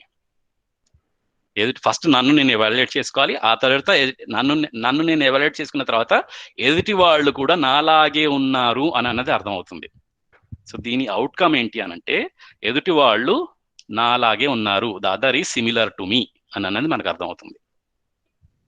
నాలో ఎలాగో సామర్థ్య లోపం ఎలా ఉందో ఎదుటి వాళ్ళలో కూడా సామర్థ్య లోపం అలాగే ఉంది అన్నది కూడా అర్థమవుతుంది. ఓకే, కానీ అది డిఫరెంట్ గా ఉంది. ఇవి మాత్రం ఎగ్జాక్ట్లీ సేమ్ గా ఉన్నాయి, ఈ మూడు మాత్రం. ఓకే, సో అయితే ఇది అర్థం కానప్పుడు మళ్ళీ అగైన్ డిస్రెస్పెక్ట్ ఏ విధాలుగా చేస్తున్నాము అని అన్నది ఒకసారి చూద్దాము. మనం డిస్రెస్పెక్ట్ డిఫరెన్షియేషన్ చేస్తుంటామండి. ఎదుటి వాళ్ళు వేరు అనే ఉద్దేశంతో ఎక్కువగా చేస్తుంటాం మనం. అది ఎలా చేస్తున్నాం అంటే బాడీ పరంగా, శరీరం ప్రమాణంగా తీసుకొని మనం ఏం చేస్తున్నాం అంటే ఏజ్, ఇది మనకు కొన్ని మాన్యతల ద్వారా వచ్చినాయండి, మేజర్గా మాన్యతల ద్వారా వచ్చినాయి. పెద్దవాళ్ళని గౌరవించాలి అని అంటాం. అంటే మరి చిన్నపిల్లల్ని గౌరవించనక్కర్లేదా? చిన్నపిల్లలకి రెస్పెక్ట్ ఇవ్వద్దా? పెద్దవాళ్ళకే రెస్పెక్ట్ ఇవ్వాలా? రెస్పెక్ట్ ఎల్డర్స్ అని అంటాం. ఓకే, రెస్పెక్ట్ ఉమెన్ అని కూడా అంటున్నాం, అది జెండర్కి వచ్చింది. అంటే మరి మగవాళ్ళని రెస్పెక్ట్ ఇవ్వకూడదా? మరి అది మగవాళ్ళకి కించపరిచినట్టే కదండి. అయితే దీంట్లో ప్రాబ్లం ఎందుకు వచ్చింది అని అంటే మనం ఏ విధంగా మనకు హ్యూమన్స్ అనే వాళ్ళకి కొంచెం ఒక చిన్న అలవాటు ఉందండి. మనం చిన్నప్పటి నుంచి కూడా అలాగే పెరిగాము, అలాగే ఎడ్యుకేషన్ సిస్టంలో అయింది. ఒక చిన్న క్వశ్చన్స్ అడుగుతాను మిమ్మల్ని. బ్లాక్ ఆపోజిట్ ఏంటండి? మీరు టైప్ చేయొచ్చు. బ్లాక్ ఆపోజిట్ ఏంటి? వైట్. Okay, right. సో డేకి ఆపోజిట్ నైట్. ఓకే, డే అండి, డేకి ఆపోజిట్ నైట్, వైట్. ఓకే, అలాగే ఓకే, సో మదర్కి opposite father. Don't have opposite. Good, ఎవరు రాశారు మొత్తానికి. రైట్. సో ఇవి మనం ఎట్లా అంటే అన్నిటికీ ఆపోజిట్స్ అనేవి నేర్చుకున్నామండి. నిజంగా ఏదైనా ఆపోజిట్ ఉందా అండి అసలు? Black and white are two different colours. దాంట్లో రెడ్ ఉంది, ఎల్లో ఉంది, బ్లూ ఉంది, వైలెట్ ఉన్నాయి, ఇవన్నీ ఉన్నాయి, అవన్నీ కలర్సే. అలాగే బ్లాక్ అండ్ వైట్ కూడా ఒక టూ డిఫరెంట్ కలర్స్ అంతే. వీటిని డిఫరెన్షియేట్ చేస్తున్నాం మనం, కానీ అవన్నీ కలర్స్ అంతే. రెండు కాంప్లిమెంటరీగా ఉండాలా, రెండు ఆపోజిట్ అవ్వాలా? అలాగే day and night are two different times. ఒక డే మొత్తంలో అంటే ఒక 24 hours లో టూ డిఫరెంట్ టైమ్ జోన్స్ అవి. Okay, mother and father are two different human beings. How can they be opposite? అంటే ఆపోజిషన్ అంటేనే ఒక ఇద్దరి మధ్యలో ఒక వ్యతిరేకత ఉంది అని అర్థం అండి. ఇద్దరి మధ్యలో వ్యతిరేకత ఉండాలా, కాంప్లిమెంటారిటీ ఉండాలా? ఒకళ్ళనొకళ్ళు హెల్ప్ చేసుకుంటూ ఉండాలా? భార్య, మదర్ ఫాదర్ ఇద్దరు ఆపోజిట్ గా ఉండాలా? రైట్. ఇది ఇది ఇది మనం ఒక మాన్యతలాగా ఇలాంటివన్నీ చాలా పడిపోయాయండి. రెస్పెక్ట్ ఎల్డర్స్ అని అంటే ఎప్పుడైతే అన్నామో, రెస్పెక్ట్ ఉమెన్ అని ఎప్పుడైతే అన్నామో, వాటికి ఆపోజిట్ తీసేసుకుంటున్నాం మనం. అది తెలియకుండా ఒక మాన్యతలాగా తీసేసుకొని, అందుకే మనకి ఈ ఏజ్‌ని జనరేషన్ గ్యాప్ అనేది ఇందుకే వచ్చిందండి మనకి. ఇంతకుముందు కూడా ఒక టాపిక్ వచ్చింది. జనరేషన్ గ్యాప్ అనేది ఎందుకు వచ్చింది అనంటే, పిల్లలకి మనకు ఇవ్వాల్సిన రెస్పెక్ట్. ఏ పిల్లలనైనా అడగండి మీరు, "ఒరేయ్ ట్రారా" అని గట్టిగా పిలిచాననుకోండి ఎవరినన్నా, వాళ్ళకి అది ఇష్టమేనా అని పిల్లల్ని అడగండి. వాళ్ళకి ఇష్టమేనా అని అడగండి, పిల్లలు ఏం చెప్తారో చూడండి. మరి అది పిల్లలకి రెస్పెక్ట్ ఇచ్చినట్టా కానట్టా? ఇది వాళ్ళకి ఇష్టం ఉండదండి పిల్లలకి. అలా పిలవడం కూడా ఎవరికి ఇష్టం ఉండదు. ఎందుకంటే అది డిస్‌రెస్పెక్టే వాళ్ళకి కూడా. వాళ్ళకి కూడా రెస్పెక్ట్ కావాలి. మనం ఎంత పెద్దవాళ్ళమైనా వాళ్ళకి కూడా రెస్పెక్ట్ ఇవ్వాలి. ఓకే. ఇది అవసరమే. ఓకే. సో ఇది ప్లస్ జెండర్ అండి. అంటే ఇవాళ రేపు మనకి వచ్చాయి కదండి మహిళా ఉద్యమం అని, వుమన్ ఎంపవర్మెంట్ అని, ఇవన్నీ. అంటే ఇవి రావడంలో తప్పు ఉంది అని అనట్లేదు నేను. కానీ అవి ఎందుకు వచ్చాయండి? ఫస్ట్ ఆఫ్ ఆల్ ఉమెన్ కి ఇవ్వాల్సిన రెస్పెక్ట్ మెన్ ఇవ్వలేదు కాబట్టి, ఏదో మాన్యత వల్ల. ఉమెన్ ఎంపవర్మెంట్ ఉండదు అని నేను అనట్లేదు. బట్ అసలు ఉండాల్సిన అవసరం ఎందుకు వచ్చింది? ఫోకస్ అక్కడ పెడదామా, లేకపోతే ఉమెన్ ఎంపవర్మెంట్ పెంచుకుంటూ పోదామా? ఓకే. సో ఇలా పెంచుతూ పోతే ప్రాబ్లం అయిపోయింది, ఆపోజిట్ లో ఉండిపోతాం కదా మనం. తర్వాత నేను అరే ఉమెన్ ఎంపవర్మెంట్ ఉన్నప్పుడు మెన్ ఎంపవర్మెంట్ ఎందుకు ఉండకూడదు? అవి కూడా స్టార్ట్ అయ్యాయి ఇప్పుడు ఆల్రెడీ. హస్బెండ్స్ అసోసియేషన్ అని, ఏంటది, యూనో సమ్ హస్బెండ్స్ అసోసియేషన్ అంటే ఆడవాళ్ళు అటు వాళ్ళ వైఫ్స్ వల్ల ప్రాబ్లమ్స్ వచ్చిన వాళ్ళు ఒక అసోసియేషన్ లాగా ఫామ్ అయ్యి, ఏది మందుకి బానిస అయ్యి ఇలా అయిన వాళ్ళు చాలా హస్బెండ్స్ కూడా ఉన్నారు. అంటే దాని ఉద్దేశం ఏంటంటే ఆడవాళ్ళు అలా ఉన్నారని కాదు. ఎందుకంటే ఒకళ్ళకి రెస్పెక్ట్ ఇవ్వట్లేదు కాబట్టి. మన మూలం అక్కడ ఉంది. మన మగవాళ్ళు ఆడవాళ్ళకి రెస్పెక్ట్ ఇవ్వలేదు. దానివల్ల అంటే ఒక మాన్యత వల్ల ఇప్పుడు ఇంకో విధంగా కూడా స్టార్ట్ అవుతుంది. సో ప్రస్తుతానికి temporary fix maybe women empowerment అవసరమే. కానీ దానితో పాటు ఇంకా పెద్ద ఇష్యూని అడ్రస్ చేద్దామండి. అందరినీ ఈక్వల్ గా రెస్పెక్ట్ చేద్దాం అన్న విషయంలో మనకి ప్రాబ్లం ఉండదు. అక్కడికి వెళ్దాం, అది అర్థం చేసుకుని వెళ్దాం. అలాగే రేస్ అంటే ఏంటంటే వంశము. వీళ్ళు ఆ వంశానికి చెందిన వాళ్ళు, వీళ్ళు యూరోపియన్స్, వాళ్ళు అమెరికన్స్, జపనీస్, లేకపోతే అలా ఆ వంశం పేరు మీద వాళ్ళు వైట్, వీళ్ళు బ్లాక్. సో ఈ విషయాల్లో మనం కూడా డిస్క్రిమినేషన్ చూస్తున్నామండి. ఎస్పెషలీ మ్యారేజెస్లో చాలా చూస్తుంటాము. ఈ వంశానికి చెందిన వాళ్ళైతే అంటే వీళ్ళు వైట్ గా ఉంటేనే, అమ్మాయి వైట్ గా ఉంటేనే మనకి మ్యాచ్ ఫిక్స్ అవుతుంది అబ్బాయికి. వైట్ గా ఉండడం ఇంపార్టెంటా అనండి, మనిషి మంచిగా ఉండడం ఇంపార్టెంటా? సో ఇదన్నీ మనం చూస్తూనే ఉన్నాం కదా. రైట్. ఫిజికల్ స్ట్రెంగ్త్, ఎక్కువ బలం ఉంటే వాళ్ళకి ఎక్కువ రెస్పెక్ట్ ఇవ్వాలి. సో బలం ఉంటే దాన్ని ఉపయోగించాలండి, రైట్ యూటిలైజ్ చేయాలి. అంతేకాని దానివల్ల నాకు రెస్పెక్ట్ వస్తుంది అని అనుకుంటే అది పెద్ద ప్రాబ్లం అండి. ఓకే. సో ఇది కూడా మనం చూస్తూనే ఉన్నాం. రైట్. సో దీంట్లో గ్రాస్ మిస్అండర్స్టాండింగ్ ఏంటి అని అంటే, నేను నా బాడీ ఒకటే అని అనుకోవడం, హ్యూమన్ బీయింగ్ ఈజ్ బాడీ అని అనుకోవడం అండి. కానీ రియాలిటీ ఏంటి, అసలైంది ఏంటి అని అంటే, అసలు నిజం ఏంటి అని అంటే, నేను నా శరీరము సహస్తిత్వంలో ఉన్నాము. అది నేను నా హ్యూమన్ అంటే అంటే నా బాడీ, నా హ్యూమన్ బీయింగ్ అంటే అది అని అనేది నాకు అర్థం కావాలండి. ఇది బాడీ ఆధారంగా తీసుకునే మాన్యతల ద్వారా వచ్చినవి. ఇవి చూస్తే మనకు అర్థం అవుతుంది. రైట్. ఇంకోటి ఏంటి అని అంటే, భౌతిక సౌకర్యాల వల్ల వచ్చే డిఫరెన్షియేషన్. లైక్ ఫర్ ఎగ్జాంపుల్, నా దగ్గర చాలా డబ్బులు ఉన్నాయండి, డబ్బులు ఉన్న వాళ్ళకి రెస్పెక్ట్ ఇవ్వాలి. ఆర్ నేనేమనుకుంటున్నాను, నా దగ్గర డబ్బులు లేవు, ఎదుటి వాళ్ళ దగ్గర ఎక్కువ డబ్బులు ఉన్నాయి, వాళ్ళకి ఎక్కువ రెస్పెక్ట్ ఇస్తే నాకు ఏమైనా హెల్ప్ చేస్తారు అని అనుకోవడం కూడా, వాళ్ళకి ఎక్కువ రెస్పెక్ట్ చేస్తే వాళ్ళు నాకు హెల్ప్ చేస్తున్నారా, వాళ్ళతో మంచిగా ఉంటే నేను హెల్ప్ చేస్తున్నారా నాకు అని అన్నది చెక్ చేసుకోవాలి మనం. ఓకే. ఇదొక మాన్యత మన దగ్గర ఉంది. డబ్బులు ఎక్కువ ఉన్న వాళ్ళకే ఎక్కువ రెస్పెక్ట్ ఇవ్వాలి అని అన్నది. పదవి అండి, పోస్ట్. ఓకే. పోస్ట్ అంటే పెద్ద పదవిలో ఉన్న వాళ్ళకి ఎక్కువ రెస్పెక్ట్ ఇవ్వాలి. వాళ్ళు ఐఏఎస్ ఆఫీసర్, మంచి పదవిలో ఉన్నారు, మంచి హోదాలో ఉన్నారు, వీళ్ళకి ఎక్కువ రెస్పెక్ట్ ఇవ్వాలా, వాళ్ళు ఎక్కువ రెస్పాన్సిబిలిటీ తీసుకోవాలా? పదవి అని అన్నది రెస్పాన్సిబిలిటీ తీసుకోవడం అండి. వాళ్ళు అసలు ఆ పదవి ఎందుకు ఇచ్చారు? ఒక పని చేయడానికి కదండి. మనకైనా కూడా ఒక పదవి, అంటే ఒక పని చేస్తున్నాం మనం, ఏదో ఒక పని, ఎవరో ఇచ్చారు ఆ పదవి మనకి, ఏదో జాబ్ చేస్తున్నాము, ఆ పదవి మనం ఎందుకు తీసుకున్నాము? ఒక రెస్పాన్సిబిలిటీని ఫుల్ఫిల్ చేయడానికి. మన టార్గెట్ ఏంటి? ఆ రెస్పాన్సిబిలిటీని ఫుల్ఫిల్ చేయడానికా, దాని నుంచి రెస్పెక్ట్ తెచ్చుకోవడానికా? అయితే ఇది మీరు ఇంకొకసారి చెక్ చేయండి. ఇలా బాడీ నుంచి కానీ, ఇలా ఫిజికల్ ఫెసిలిటీస్ నుంచి కానీ, ఇంకోటి కూడా ఉంది, వాటి నుంచి కూడా వచ్చే రెస్పెక్ట్ మనకి, వాటి నుంచి రెస్పెక్ట్ వస్తుంది అని అనుకుంటే, వాటి నుంచి ఆ వచ్చే రెస్పెక్ట్ ఎంత టైం వరకు ఉంటుంది చెక్ చేసుకుందామండి. ఓకే, మంచి కార్ ఒకటి కొంటామండి. కార్ కొన్న దాంతో మనకి రెస్పెక్ట్ ఎంతసేపు ఉంటుంది? ఓకే, కార్ని ఎంజాయ్ చేస్తాము. ఓకే, చిన్న ఉదాహరణ చెప్తానండి. ఓకే, సో నేను I'm in to this long distance running. అంటే నేను ఈ మ్యారథాన్లు అలాంటివన్నీ ఎక్కువ చేస్తుంటాను, ఫిట్నెస్ కోసం, హెల్త్ కోసం అని బేసిక్గా. సో అలా చేస్తూ ఉన్నప్పుడు ఈ వర్క్షాప్స్ కొన్ని ఆల్రెడీ అటెండ్ అయి ఉన్నాను. అప్పటికి నాకేమైందంటే, ఒక రోజు నేను అంటే రన్నింగ్ చేయడానికి మంచి షూస్ కావాలండి. షూస్ కంఫర్టబిలిటీ కోసమా, లేకపోతే షో ఆఫ్ చేసుకోవడానికా? అన్ఫార్చునేట్లీ నాకు ఇంకా ఇది అర్థం కాలేదు. నేను ఏం చేశానంటే, సో ఒక షాప్కి వెళ్ళాను.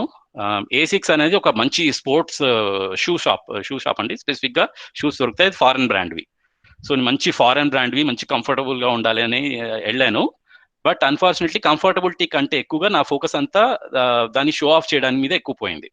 సో నేను మంచి ఒక 6,000 పెట్టి షూస్ కొన్నానండి. 6,000 పెట్టి షూస్ కొన్నాను. నెక్స్ట్ డే మాది సండే లాంగ్ రన్స్ అని ఉంటాయి. సండే మార్నింగ్ యూజువల్గా మేము లాంగ్ రన్స్కి వెళ్తాము. ఒక 21 కిలోమీటర్స్, 30 కిలోమీటర్స్ అలా రన్నింగ్ చేస్తాము యాజ్ అ గ్రూప్. మాది LB Nagar Hyderabad runners group ఒకటి ఉంది. ఎల్బీ నగర్లో నేను ఉంటాను కాబట్టి నా చిన్న గ్రూప్ ఒకటి ఉంది అక్కడ. వాళ్ళతో కలిసి సండే లాంగ్ రన్ చేస్తున్నప్పుడు ఎవరు నోటీస్ చేయట్లేదు నా కొత్త షూస్ని. ఇక్కడో టెన్షన్, ఏంటి ఇంత కొత్త షూస్ కొన్నాను, ఇంత షైనింగ్గా ఉన్నాయి, నన్ను ఎవరు చూడట్లేదు ఏంటి, నా షూస్ని ఎవరు పట్టించుకోవట్లేదు ఏంటి అని ఒక చిన్న టెన్షన్. అంత నా కాన్సన్ట్రేషన్ అంతా నన్ను షో ఆఫ్ చేయడానికే కదా, రైట్? సో ఎవరు చూడట్లేదు, టెన్షన్. సరే అని చెప్పి అంతా అయిపోయింది. లాంగ్ రన్ అంతా యూజువల్గా మేము ఏం చేస్తామంటే స్ట్రెచ్చింగ్ చేస్తాం, కొంచెం ఎక్సర్సైజ్ లాగా చేస్తుంటాము. అట్లా చేస్తున్నప్పుడు ఒకతను చూసి, ఏంట్రా నువ్వు కొత్త చూసుకున్నావా అని అడిగాడు. అమ్మయ్య, ఒకటి చూసాడరా అనుకున్నాను నేను ఫైనల్లీ. ఓకే, అప్పుడు కొంచెం హ్యాపీ అనిపించింది. తర్వాత ఏంటి, అరే ఇవే షూస్ నేను రిలయన్స్ ఫుట్ ప్రింట్లో 3,500కే చూసాను అని చెప్పాడు. 6,000 పెట్టుకున్నాను, వీడేమంటే 3,500 అని చెప్పాడని మొత్తం హ్యాపీనెస్ అంతా తుస్సు అంది అక్కడ. ఏమైపోయింది ఇక్కడ, ఎప్పుడైతే నేను ఈ వస్తువులతో హ్యాపీనెస్ ఆర్ రెస్పెక్ట్ తెచ్చుకోవాలని ప్రయత్నం చేశానో, ఆ హ్యాపీనెస్ ఎక్కువసేపు నిలవలేదు. ఆయన ఎప్పుడైతే ఆ మాట అన్నాడో అప్పటికి మొత్తం తుస్సుమని మొత్తం గాలి తీసినట్టు పోయింది. అయితే మనకి ఈ వస్తువులతో వచ్చేది ఏంటి, రెస్పెక్టా, అటెన్షనా? అటెన్షన్, మనం ఏంటంటే మనం అటెన్షన్, నన్ను చూడాలి, అందరూ అటెన్షన్ గెయిన్ చేయాలి అనేది ఎక్కువ తాపత్రయపడుతున్నాం.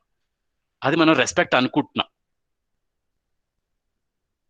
ఓకే, సో అయితే జనరల్గా మనం ఫంక్షన్స్కి వెళ్ళినప్పుడు కూడా ఇలాంటివి మనం చూస్తూనే ఉంటాం. మనం మంచిగా డ్రెస్ చేసుకొని వెళ్ళాలి, మంచి కార్లో వెళ్ళాలి, మంచి రెస్టారెంట్కి వెళ్ళాలి, లేకపోతే ఇలాంటివన్నీ మన ఫంక్షన్ హోస్ట్ చేసినప్పుడు కూడా మంచి హోటల్లో, మంచి పెద్ద ఫంక్షన్ హాల్లో, ఏసీ ఫంక్షన్ హాల్లో ఆర్గనైజ్ చేయాలి. ఇలాంటివన్నీ మనం ఆలోచిస్తున్నాం. ఎందుకు ఆలోచిస్తున్నాం ఇలాంటివన్నీ? అలా చేస్తే మనకి రెస్పెక్ట్ వస్తుంది అని అనుకుంటున్నాం, మంచి హోదా వస్తుంది అని అనుకుంటున్నాం. కానీ దాంతో మనకి ఏంటి, రెస్పెక్ట్ వస్తుందా, అటెన్షన్ వస్తుందా, జెలసీ అవుతున్నారా? చెక్ చేసుకోవాల్సిన అవసరం ఉందండి. మంచి బట్టలు వేసుకొని, నగలు వేసుకొని ఇలాంటివి వెళ్తే మనం వాళ్ళని అట్రాక్ట్ చేస్తున్నామా, రెస్పెక్ట్ తెచ్చుకుంటున్నామా, లేకపోతే జెలసీ క్రియేట్ చేస్తున్నామా? మనం ఎంతమందిని అలా చూసి వాళ్ళని గౌరవిస్తున్నామండి? ఓకే, ఎదుటి వాళ్ళు మంచి బట్టలు వేసుకుంటే వాళ్ళకి రెస్పెక్ట్ ఇస్తున్నావా, వాళ్ళు మంచి బిహేవ్ చేస్తే రెస్పెక్ట్ ఇస్తున్నావా? వాళ్ళు మంచి పెద్ద ఫంక్షన్ హాల్లో మంచి ఏసీ, అన్లిమిటెడ్ బఫే గురించి చెప్పాను కదండి, అలా పెట్టారండి. ఓకే, అలా అన్ని రకాల వస్తువులు అన్ని పెట్టారు. వాళ్ళని అలా పెట్టారని రెస్పెక్ట్ ఇస్తున్నామా, అది చూసి మనం జెలసీగా అవుతున్నామా? మనం కూడా ఇలాగే చెయ్యాలి అని అనుకున్నాం అనుకోండి, దాంట్లో లిమిట్ లేదండి. పరతంత్రంగా జీవిస్తున్నాం. వాళ్ళు అలా చేశారు కాబట్టి నేను అలా చేయాలి అని ఎప్పుడైతే ఆ అటెన్షన్, వాళ్ళతో జెలసీ అయ్యి మనం అలా చేస్తున్నాం అంటే దాంట్లో లిమిట్ లేదు. ఎదుటి వాళ్ళకంటే నా దగ్గర ఎక్కువ ఉండాలి అని అలా భ్రమలో పడిపోయి అదొక ర్యాట్ రేస్లో వెళ్ళిపోయింది. మన జీవితాంతం అలాగే నడిచిపోతుంది. ఓకే, సో ఇది ఒకటి మనం చెక్ చేయాల్సిన అవసరం ఉంది. అలాగే దీని మిస్అండర్స్టాండింగ్ ఏంటంటే ఫిజికల్ ఫెసిలిటీస్ తోటి ఎప్పుడైతే మనం happiness or respect or attention తెచ్చుకోవాలని ప్రయత్నం చేస్తున్నామో, gross misunderstanding is physical facilities నుంచి హ్యాపీనెస్ వస్తుంది అని అనుకోవడం, while reality is happiness is being in state of harmony. అంటే నా న్యాచురల్ యాక్సెప్టెన్స్ ఏది చెప్తుందో దాని వినడం అనేది నాకు ఇంపార్టెంట్ అండి. అక్కడ అది ఫిజికల్ ఫెసిలిటీస్ నుంచి వస్తుందా అని అంటే మనమే చెప్తాం. మనం డబ్బుల వల్ల మనకి హ్యాపీనెస్ వస్తుందా అంటే వాటి వల్ల ఫిజికల్ ఫెసిలిటీస్ వస్తాయి, కానీ హ్యాపీనెస్ రాదు అని అన్నది మనం న్యాచురల్ యాక్సెప్టెన్స్తో చెప్తాం. అది మన న్యాచురల్ యాక్సెప్టెన్స్ని విన్నప్పుడు మనం హ్యాపీగా ఉంటాం. వాటి నుంచి రెస్పెక్ట్ రాదు అని అనేది అర్థమవుతుంది. అలాగే బిలీఫ్స్ ఉంచండి. కొన్ని బిలీఫ్స్ ఉన్నాయి, అవి ఏంటంటే ఇజమ్స్ కావచ్చు, సోషలిజం కానీ, సెక్టేరియనిజం కానీ, లేకపోతే హిందూయిజం, ఇవన్నీ ఏంటంటే అది రిలీజనే కావచ్చు, కొన్ని వర్గాలు కావచ్చు. ఇలాంటివి మనకి వాటి వల్ల మనం ఏం చేస్తున్నాం అంటే ఒక కైండ్ ఆఫ్ డిఫరెన్షియేషన్ చూస్తున్నాము. అలాగే సాంప్రదాయాలు, మీ సాంప్రదాయం గొప్పది, మా సాంప్రదాయం గొప్పది, వీటిలో క్యాస్ట్స్ ఇవన్నీ వచ్చాయండి దీంట్లో. ఇంకొకటి ఏంటి అని అంటే ఇన్ఫర్మేషన్. నా దగ్గర ఎక్కువ ఇన్ఫర్మేషన్ ఉంది, నాకు వీటితో ప్రాబ్లం ఏంటంటే ఒకదానికొకటి ఓకే, ఈ సపరేట్ గా ఉండడం అనేది తప్పు లేదండి. రిలీజియన్స్ సపరేట్ గా ఉండడం అనేది తప్పు లేదు, కానీ నా రిలీజనే గొప్పది అంటే పెద్ద తప్పు. అంటే అందులో కూడా తప్పు లేదు యాక్చువల్గా. నా రిలీజియన్ గొప్పది అని అనుకోవడంలో తప్పులేదు. నా రిలీజియన్ గొప్పది, వేరే వాళ్ళవి తక్కువ అని అనుకుంటే అక్కడ పెద్ద డిఫరెన్షియేషన్ చేసినట్టేనండి. అయితే నా రిలీజియన్ గొప్పది అని అనుకున్నప్పుడు అది మరి ఆ పరంపరలో రావాలి కదండి, రావట్లేదు కదండి మనకి. ఎందుకు రావట్లేదు అని అంటే నా రిలీజియన్ గురించే నాకు అర్థం కాలేదు. ఫస్ట్ థింగ్, అర్థం కానప్పుడు వేరే వాళ్ళ రిలీజియన్ మీద ఎలా కామెంట్ చేయగలము? అండ్ ఎప్పుడైతే నాకు అది అర్థమవుతుందో, అది అర్థం కానప్పుడు కూడా ఎదుటి వాళ్ళని కాంప్లిమెంటరీగా తీసుకోవాలా లేకపోతే వాళ్ళని డిఫరెన్షియేట్ చేయాలా? మేజర్గా మనకు సొసైటీలో ఇష్యూస్, వార్స్ జరిగేది ఎక్కువగా ఈ విషయంలోనే ఎక్కువగా ఉంది. ఇప్పుడు చూస్తే మనకు అర్థమవుతుంది కూడా. Okay, so let's not get in to too much of that. సొసైటీలో దాని గురించి మెత్తగా మాట్లాడొచ్చు, బట్ ఎప్పుడైతే ఒకళ్ళకొకళ్ళు కాంప్లిమెంటరీగా ఉన్నప్పుడు వాళ్ళు హ్యాపీగా ఉంటాను, నేను హ్యాపీగా ఉంటాను అన్నది నాకు అర్థమవుతుంది. ఓకే, సో అలాగే సాంప్రదాయాలు ఉండడం ఒక అంటే ఇప్పుడు మన పెళ్ళిళ్ళు ఒక సాంప్రదాయాల్లో చేయాలి అని అనుకుంటారు, అందులో తప్పు లేదు. ఎందుకనంటే ఒక సాంప్రదాయాల్లో ఉండడానికి ఇంకో సాంప్రదాయాల్లో ఉండడానికి కొన్ని కామనాలిటీస్ ఉంటాయి, అంటే ఈజీ అవుతుంది. ఇప్పుడు పెళ్లి అనేది 2 ఫ్యామిలీస్ కమింగ్ టుగెదర్, ఇద్దరు మనుషులు కాదండి, 2 ఫ్యామిలీస్ కమింగ్ టుగెదర్. ఒక పెద్ద కుటుంబం తయారవుతుంది, ఒక కుటుంబం ఇంకో కుటుంబం కలిసి ఇంకొక పెద్ద కుటుంబం తయారవుతుంది, అది ఫ్యామిలీ అంటే. ఇది అర్థమవుతే మనకి కొన్ని సాంప్రదాయాలు, అంటే ఈ సాంప్రదాయాలు కూడా ఎలా వచ్చాయి? మాన్యతలు, వాళ్ళ మాన్యతలు మా మాన్యతలు కొంతవరకు సిమిలర్గా ఉంటాయి. సేమ్ ఉంటాయి అని అనను, సిమిలర్గా ఉంటాయి. ఎందుకంటే ఆ ఎన్విరాన్మెంట్ కొద్దిగా గొప్ప సిమిలర్గా ఉంటుంది, అంటే వాళ్ళ ఆచరణ కొద్దిగా పాటిస్తూ వచ్చినాయి, వాళ్ళ పెద్దల నుంచి అంత సిమిలర్గా ఉంటాయి. సో కొద్ది వరకు మ్యాచ్ అవుతాయి కాబట్టి ఆ సాంప్రదాయాలు సిమిలర్గా ఉండేవి మ్యారేజ్ చేస్తే మంచిది అని పెద్దవాళ్ళు చెప్పారు. అది పాటిస్తే కొంతవరకు మంచిది, ఎందుకంటే ఉపయోగపడుతుంది, కొంచెం ఈజీ అవుతుంది, 2 ఫ్యామిలీస్ కలవడానికి కొంచెం ఈజీ అవుతుంది. అది అక్కడి నుంచి వచ్చిందండి. కానీ ఎదుటి వాళ్ళ సాంప్రదాయం తప్పు అనడం కరెక్ట్ కాదండి. ఇంకో సాంప్రదాయాల్లో మనకంటే మంచి ఆచరణలు, మంచి విధానాలు ఉండొచ్చు, వాటి నుంచి మనం తెచ్చుకోవడంలో తప్పులేదు, మన సాంప్రదాయం చేంజ్ చేసుకోవడంలో తప్పులేదు. ఓకే, సో అదండి, అది ఆ సాంప్రదాయాలను చేంజ్ చేసుకోవడము ప్లస్ వేరే వాళ్ళని నొప్పించకుండా చేయడం అన్నది కూడా ఇంపార్టెంటే. రైట్, ఇన్ఫర్మేషన్ అంటే ఇప్పుడు సపోజ్ నాకు భగవద్గీత మొత్తము తెలుసండి, కంఠస్థంగా వచ్చు. ఓకే, దాన్ని నేను కంఠస్థంగా అంటే అది అర్థమై చేస్తున్నానా, దాన్ని నాకు వచ్చు అని చెప్పి నేను గొప్పగా ఫీల్ అవుతున్నానా? ఓకే, నాకు ఇది వచ్చు, నీకేమి రాదు, అది నేను అలా డిఫరెన్షియేట్ చేయనా? నా దగ్గర ఆ ఇన్ఫర్మేషన్ ఉన్నప్పుడు నేను ఎదుటి వాళ్ళకి చెప్పాలా, రెస్పాన్సిబిలిటీ తీసుకోవాలా. నాకు ఆ ఇన్ఫర్మేషన్ ఉన్నప్పుడు ఎదుటి వాళ్ళకి వచ్చు అనే ప్రూఫ్ ఎప్పుడు అవుతుంది? నాకు ఇది వచ్చు అని, నాకు ఇదంతా తెలుసు అని అనేది ఎప్పుడు అనుకుంటాను నేను? ఎదుటి వాళ్ళకి చెప్పగలిగినప్పుడు. నాకు వచ్చు అని చెప్పుకుంటే సరిపోతుందా? అప్పుడు నా ఈగో బయటపడుతుంది. ఈగో అంటే ఏంటో కూడా నేను ఇంకా క్లియర్గా చెప్తాను తర్వాత. బట్ అయితే ఇది నా విషయంలో కూడా ఇంకొక ఎగ్జాంపుల్ చెప్తాను. నేను రన్నింగ్ ఇవన్నీ, లాంగ్ డిస్టెన్స్ రన్నింగ్ ఇవన్నీ చేస్తుంటాను కదా. ఇలాగా నేను ఒక్కోసారి ఏంటంటే ఫ్రెండ్స్తో కలిసి కొంచెం వేరే వేరే ప్లేస్లకి, కొత్త ప్లేసుల్లో రన్ చేయాలని ఒక ఆతృత మాకు ఉంటుంది. సో అలా పెంచ్ అని చెప్పేసి మధ్యప్రదేశ్లో ఒక టైగర్ రిజర్వ్ ఫారెస్ట్ ఏరియా అండి. అక్కడ మా కొంతమంది ఎల్బీ నగర్ రన్నర్స్ గ్రూప్ తోటి ఒక 5-6 కలిసి వెళ్ళాము. అక్కడ ఒక కార్లో వెళ్ళాము అందరం కలిసి. అండ్ ఈ రన్నింగ్ అంతా అయిపోయిన తర్వాత మేము ఈ సఫారీ ఉంటుంది, టైగర్ సఫారీ అని చెప్పి, ఆ సఫారీలో కొన్ని కార్లలో తీసుకెళ్తారండి. అంటే ఓపెన్ కార్, జీప్ ఉంటుంది, జీప్ లో ఓపెన్ గా తీసుకెళ్తారు. మనకు ఒక బైనాకుల్స్ ఇస్తారు. ఎక్కడ టైగర్ కనపడుతుందో అక్కడ మనం చూడొచ్చు అనమాట బైనాకుల్స్ తోటి.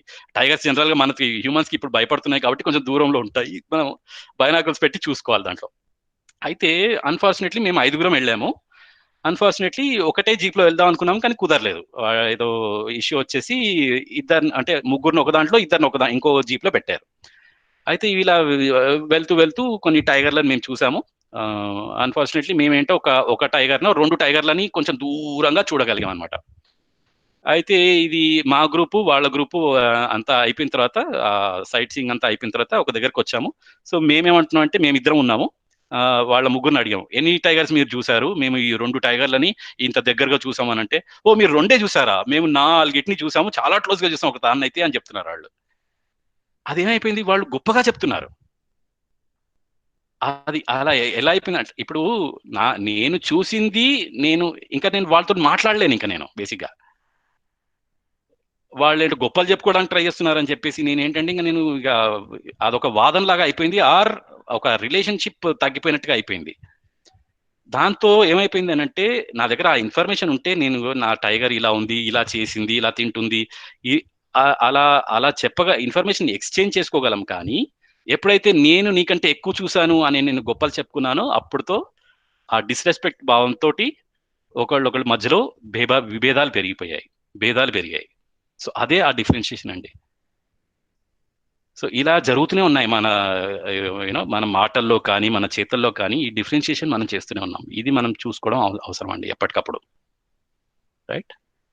సో ఇందులో గ్రాస్ మిస్అండర్స్టాండింగ్, ఇందులో మన మాన్యతలు ఏంటి అని అంటే, నా pre conditioning matches with the other pre conditioning, other is like మీ.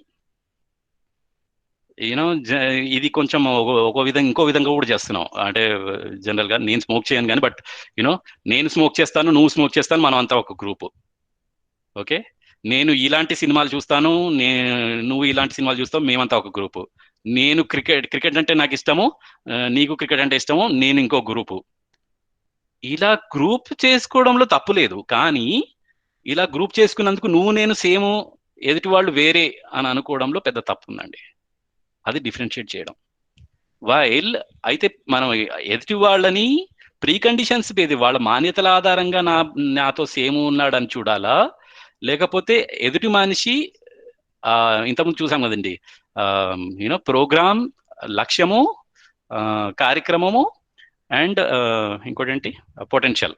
ఈ 3 సేమ్ ఉన్న ఆధారంగా ఎదుటి వాళ్ళు నాలాగా ఉన్నారని చూడాలా, వాళ్ళ మాన్యతల ఆధారంగా చూడాలా.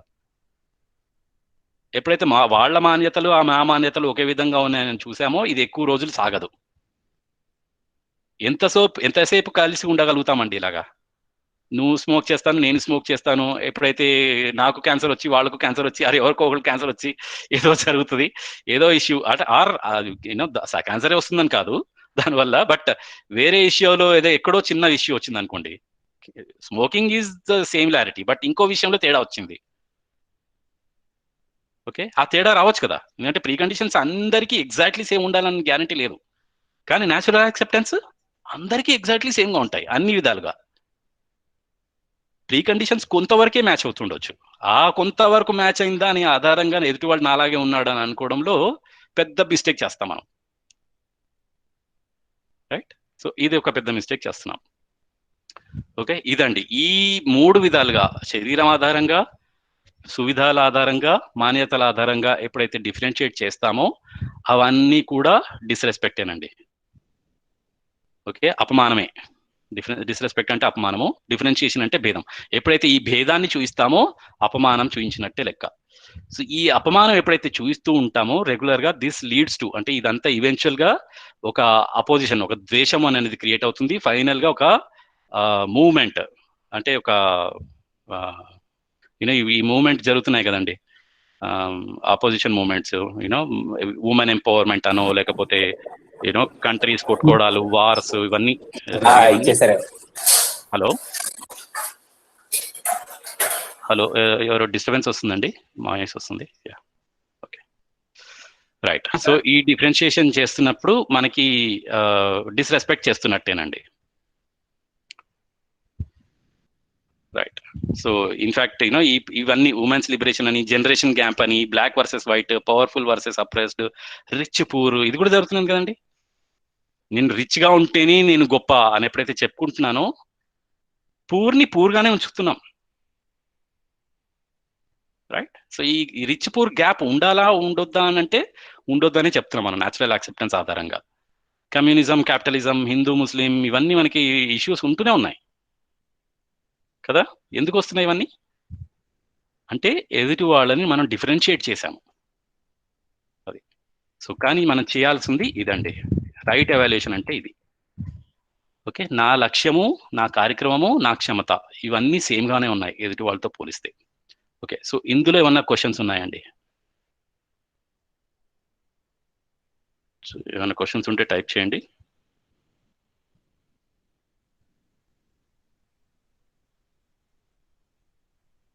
Hour minds are corrupted due to ads in media.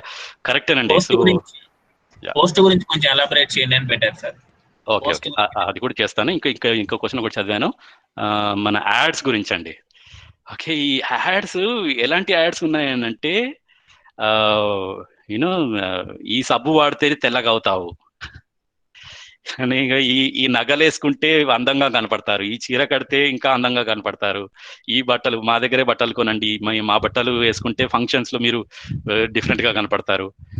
So ఇవన్నీ ఏంటి అని అంటే ఇంకొక విషయం కూడా ఉందండి. ఇది నేను ఇంకా to be special and excellent అనేది ఇంకొక టాపిక్, అది కవర్ అవుతుంది. బట్ మన ఫోకస్ అంతా కూడా ఇలాంటి బట్టలు వేసుకుంటే నాకు ఎక్కువ రెస్పెక్ట్ కనపడుతుంది, ఇలా నేను తెల్లగా కనపడితే ఇంకా నన్ను బాగా కనపడతాను, నాకు రెస్పెక్ట్ ఇస్తారు అని ఎప్పుడైతే చాలా ఇవన్నీ ఎలా వస్తున్నాయంటే యాడ్స్, ఇవన్నీ మాన్యతలు అండి. యాడ్స్ నుంచి వచ్చేవన్నీ కూడా ఒక మాన్యతలే. అది కరెక్ట్ అని అనుకుంటున్నాం మనం. మన ఇంట్లో చెక్ చేసుకుందామండి. మన ఇంట్లో మనం అట్రాక్ట్ అవ్వాలని ప్రయత్నిస్తున్నాం, మన ఇంట్లో అందరితోటి కంఫర్టబుల్ గా ఉండాలని ప్రయత్నం చేస్తున్నాం. మనం వేసుకునే బట్టలు ఎలా ఉన్నాయండి? బయటకు వెళ్తే అట్రాక్టివ్ గా బట్టలు వేసుకోవాలనుకుంటున్నాము, ఇంట్లో కంఫర్టబుల్ గా ఉండే బట్టలు వేసుకోవాలనుకుంటున్నాము. ఇంట్లో ఎందుకు అనుకోవట్లేదు అలా అట్రాక్టివ్ గా ఉండాలని? ఎవరిని అట్రాక్ట్ చేద్దామని బయటికి వెళ్ళి ఆలోచిద్దాం, ఎవరిని అట్రాక్ట్ చేద్దామని. మనం అంత మంచి బట్టలు అట్రాక్ట్ అవుదామా, రెస్పెక్ట్ తెచ్చుకుందామా, లేకపోతే మనల్ని మంచిగా ఉండాలని కోరుకుందామా అందరూ? రైట్. సో యూనో అంటే అఫ్ కోర్స్ మీరు కొత్త బట్టలు, మంచి బట్టలు వేసుకోవద్దని కాదండి, కంఫర్టబుల్ గా ఉండే బట్టలు ఏవైనా వేసుకోవచ్చు. మనం కంఫర్టబుల్ గా ఉండాలి. మన గోల్ బట్టలు దేనికండి? ఫస్ట్ థింగ్ అసలు ఈ బట్టలు, ఫిజికల్ ఫెసిలిటీస్, ఈ పదవులు ఏవైతే ఉన్నాయో, డబ్బులు ఏవైతే ఉన్నాయో, అవి వేటి కోసం అని అనేది అర్థమవుతే వాటిని రైట్ గా యూటిలైజ్ చేయడం అనేది ఇంపార్టెంట్. నాకు ఒక బాడీ ఉంది, దాన్ని పోషించాలి, రక్షించాలి, రైట్ యూటిలైజ్ చేయాలి. అలా చేస్తూ మనం ఎలాంటి బట్టలు వేసుకున్నా, అలా అంటే చిరిగిపోయిన బట్టలు వేసుకుంటే నేను కంఫర్టబుల్ గా ఉండలేను, ఎదుటి వాళ్ళు కంఫర్టబుల్ గా ఉండలేరు. సో అందుకే నేను చిరిగిన బట్టలు కూడా వేసుకోవాలని చెప్పట్లేదు, బేసిక్ గా చెత్త బట్టలు వేసుకోవాలని కూడా నేను చెప్పట్లేదు. వాటి నుంచి నేను హ్యాపీగా ఉంటాను, వాటి నుంచి నేను రెస్పెక్ట్ చేసుకుంటున్నాను అనేది ఎక్స్పెక్ట్ చేయడం మాత్రం తప్పు అని చెప్తున్నాను నేను ఇక్కడ. సో అలా అని చెప్పి మంచి బట్టలు వేసుకోవద్దు అని చెప్పట్లేదు నేను, బట్ మంచి బట్టలు వేసుకోండి, మంచిగా కనపడే బట్టలు కూడా వేసుకోండి, కానీ వాటి నుంచే రెస్పెక్ట్ వస్తుంది అని అనుకోవడం మాత్రం తప్పు అని చెప్తున్నానండి ఇక్కడ. సో యాడ్స్ కూడా మీరు చూడండి, నో ప్రాబ్లం విత్ దట్, కానీ వాటి నుంచి నేను ఆనందంగా ఉంటాను, వాళ్ళు అలాగే చెప్తుంటారు అన్ఫార్చునేట్లీ, కానీ అది వెరిఫై చేసుకునే అవసరం మనకుంది. రైట్. ఇంకోటి ఏం చెప్పానంటే పోస్ట్ గురించి అడిగానండి. పోస్ట్ అంటే ఏంటి? పదవి. ఇప్పుడు సపోజ్ నేను ఒక పదవిలో ఉన్నానండి, నేను ఇప్పుడు సపోజ్ నా కంపెనీలో నేను చూసుకుందాము, నాది అసోసియేట్ కన్సల్టెంట్ అండి, నా డెసిగ్నేషన్ వచ్చేసి. సో తర్వాత ఏంటి, సీనియర్ కన్సల్టెంట్ అవుతాను. ఓకే, అసోసియేట్ కన్సల్టెంట్ నుంచి సీనియర్ కన్సల్టెంట్ అవుతాను నెక్స్ట్ ప్రమోషన్ వస్తే. అయితే నేను ఇప్పుడు ఎంత కష్టపడి నేను సీనియర్ కన్సల్టెంట్ అవ్వాలి అవ్వాలి అవ్వాలి అనే ప్రయత్నం బాగా చేస్తున్నాను. దేనికోసం చేస్తున్నాను? సీనియర్ కన్సల్టెంట్ అవుతే నాకు ఎక్కువ పవర్ వస్తుంది. నా కింద ఇంతమంది సీనియర్ అసోసియేట్ కన్సల్టెంట్స్ ఉంటారు, నా కింద ఇంతమంది, వాళ్ళ కింద ఇంతమంది కన్సల్టెంట్, నా కింద పనిచేసే వాళ్ళు ఇంతమంది అవుతారు అని నేను గొప్పగా చెప్పుకోవచ్చు కదా. అదొకటి. శాలరీ కూడా పెరుగుతుంది కదండి, ప్రమోషన్ కదా. ఓకే, శాలరీ కూడా పెరుగుతుంది. అయితే ఈ శాలరీ పెరగడం వల్ల నేను పదవిని ఆశిస్తున్నాను, ప్లస్ నేమ్ ఫేమ్, నాకు పరువు మర్యాద ఇవన్నీ వస్తుంది. మర్యాద వస్తుందా లేకపోతే రెస్పాన్సిబిలిటీ పెరుగుతుందా? నాకు ఆ పదవి ఎందుకు ఇస్తున్నారండి? నాకు ప్రమోషన్ ఎందుకు ఇస్తున్నారు? కంపెనీ ఎక్స్పెక్టేషన్ ఏంటి నా నుంచి? ఇది చూస్తున్నానా? లేకపోతే నాకు శాలరీ పెరుగుతుంది, నాకు పెద్ద పేరు వస్తుంది, నా కింద ఇంతమంది అవుతారు, వాళ్ళనందరినీ నేను డామినేట్ చేయొచ్చు, ఇలా ఆలోచిస్తున్నానా? ఇలా ఎప్పుడైతే ఆలోచిస్తున్నానో అది ఎక్కువ రోజులు నిలవదు. మన ఆఫీస్లో కానీ మన ఇన్స్టిట్యూట్లో కానీ మనం ఎంతమంది చెక్ చేసుకుందామండి. మనం ఇందుకే మన ప్రిన్సిపాల్ని, టీచర్స్ని, ఇప్పటికీ మనకు జరుగుతూనే ఉందండి. మన స్కూళ్ళల్లో, కాలేజెస్లలో టీచర్స్ని తిట్టుకునే వాళ్ళు, స్టూడెంట్స్ ఎంతో మంది ఉన్నారు. ఎందుకున్నారు? ఎందుకు తిట్టుకుంటున్నారు టీచర్స్ని, ప్రిన్సిపాల్స్ని? యాజ్ ఎ స్టూడెంట్ మనం కూడా తిట్టుకుని ఉంటాం. ఎందుకు తిట్టుకుంటున్నాం? మనము ఆ పదవికి ఇచ్చామండి రెస్పెక్ట్, కానీ బిహేవ్ చేసింది ఎలాగా? డామినేషన్తో ఈ విషయంగా బిహేవ్ చేశాం కాబట్టి ఆ రెస్పెక్ట్ అనేది పదవికి ఇచ్చేసరికి పోయింది. పదవికి ఇవ్వాలి కాదండి, రెస్పాన్సిబిలిటీకి ఇవ్వాలండి. ఎప్పుడైతే ఏదైతే రెస్పాన్సిబిలిటీకి మనం రెస్పెక్ట్ ఇచ్చామో అది నాన్ షేకబుల్. ఎవరైనా ఉండండి అందులో, వాళ్ళకి ఇవ్వాల్సిన రెస్పెక్ట్ మనం ఇస్తాం. ఎవరైనా ఉండనివ్వండి.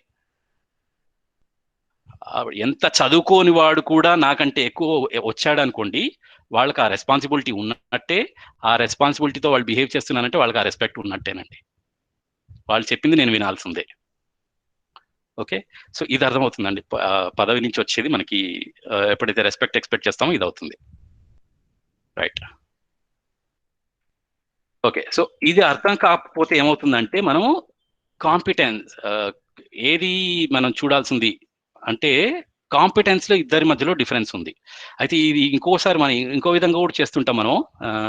జనరల్ ఇది ఎలా చెక్ చేస్తుంటాం అంటే సినిమాలో కూడా మనకు చూస్తుంటారు, నువ్వు మనుషులంతా ఒకటే, ఎందుకంటే నీ రక్తం ఎరుపు నా రక్తం ఎరుపు అని చూస్తున్నాం.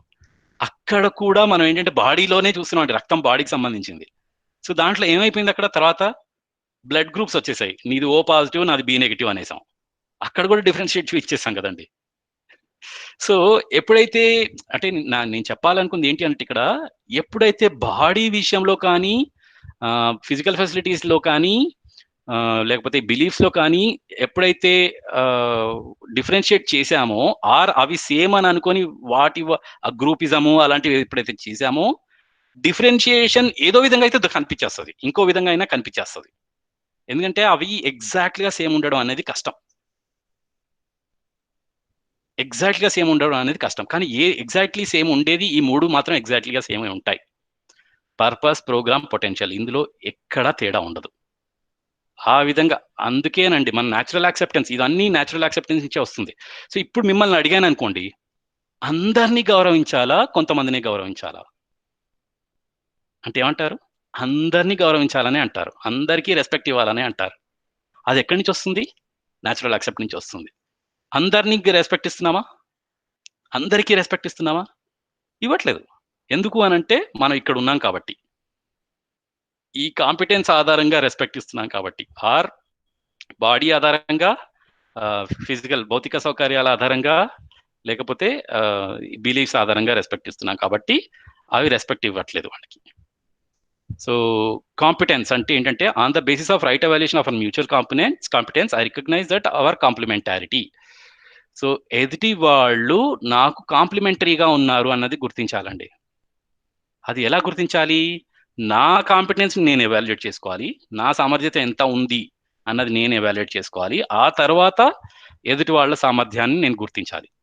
ఓకే, అది మనకి అర్థమైపోతుంటుంది. If the other has more understanding, ఎదుటి వాళ్ళలో ఎక్కువ జ్ఞానం ఉందనుకోండి, then other is more responsible for than me.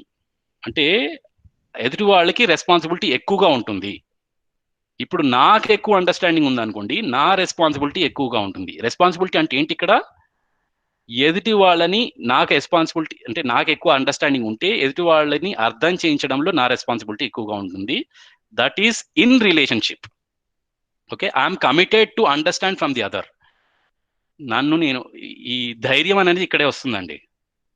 Okay, ఎదుటి వాళ్ళ దగ్గర అండర్స్టాండింగ్ ఉంది అని అంటే నేను ధైర్యం తెచ్చుకొని వాళ్ళ నుంచి ఆ అండర్స్టాండింగ్ నేను తెచ్చుకోగలను.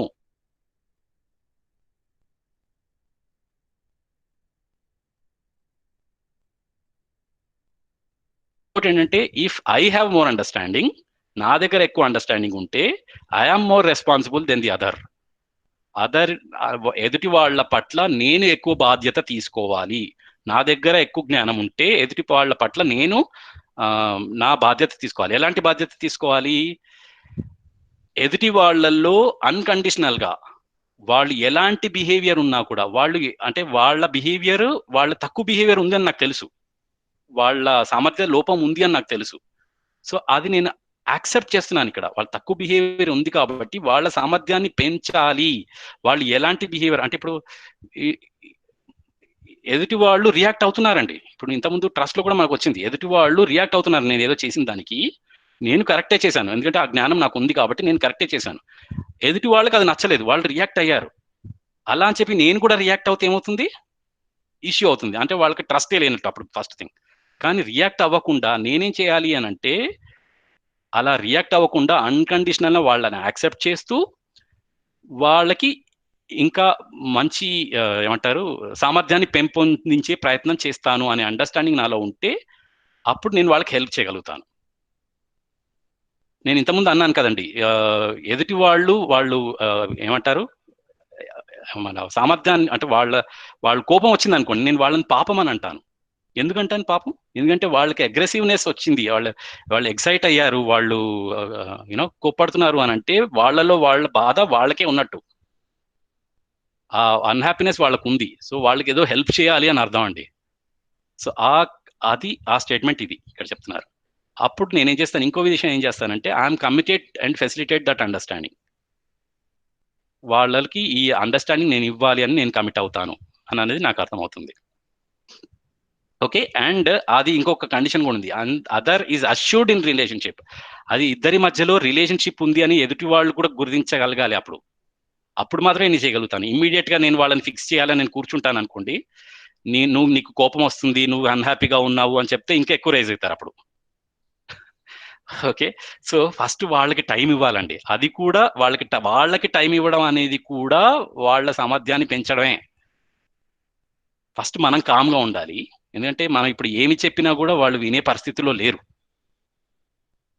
ఓకే, వాళ్ళు ఎక్సైట్ అయ్యారు, వాళ్ళు కోప్పడుతున్నారు, ఉద్వేగంలో ఉన్నారు అన్న టైంలో మనం ఏదైనా చెప్పడానికి ప్రయత్నం చేస్తాం అనుకోండి, ఆ ఫెసిలిటేట్ చేయడానికి, వాళ్ళ అండర్స్టాండింగ్ పెంచడానికి, నాకు ఇప్పుడు అర్థమైంది నేను నీకు చెప్తానుండు అని కూర్చోబెట్టే ప్రయత్నం చేస్తున్నామో వాళ్ళు ఇంకా రెచ్చిపోతారు అప్పుడు. సో అది కరెక్ట్ పరిస్థితి కాదు. ఎందుకంటే మనకి దీనికి ఒక కండిషన్ కూడా ఉంది ఇక్కడ, అందుకే చెప్తున్నారు once the other is assured in relationship. ఎదుటి వాళ్ళు కూడా ఇది నాకు అవసరం అని అనేది రావాలి. అది వచ్చేంత వరకు మనం ఫస్ట్ కామ్గా ఉండాలి, వాళ్ళకి కొంచెం టైం ఇవ్వాలి, ఆ తర్వాతే మనకి ఈ అండర్స్టాండింగ్ చెప్పాలి. దీనికి ఉదాహరణ 2-3 ఉదాహరణలు నిన్న కూడా చెప్పాను నేను. ఏంటంటే మనం ఇమ్మీడియట్ గా ఆర్గ్యుమెంట్ గెలవాలనే ప్రయత్నం చేస్తున్నాం అక్కడ.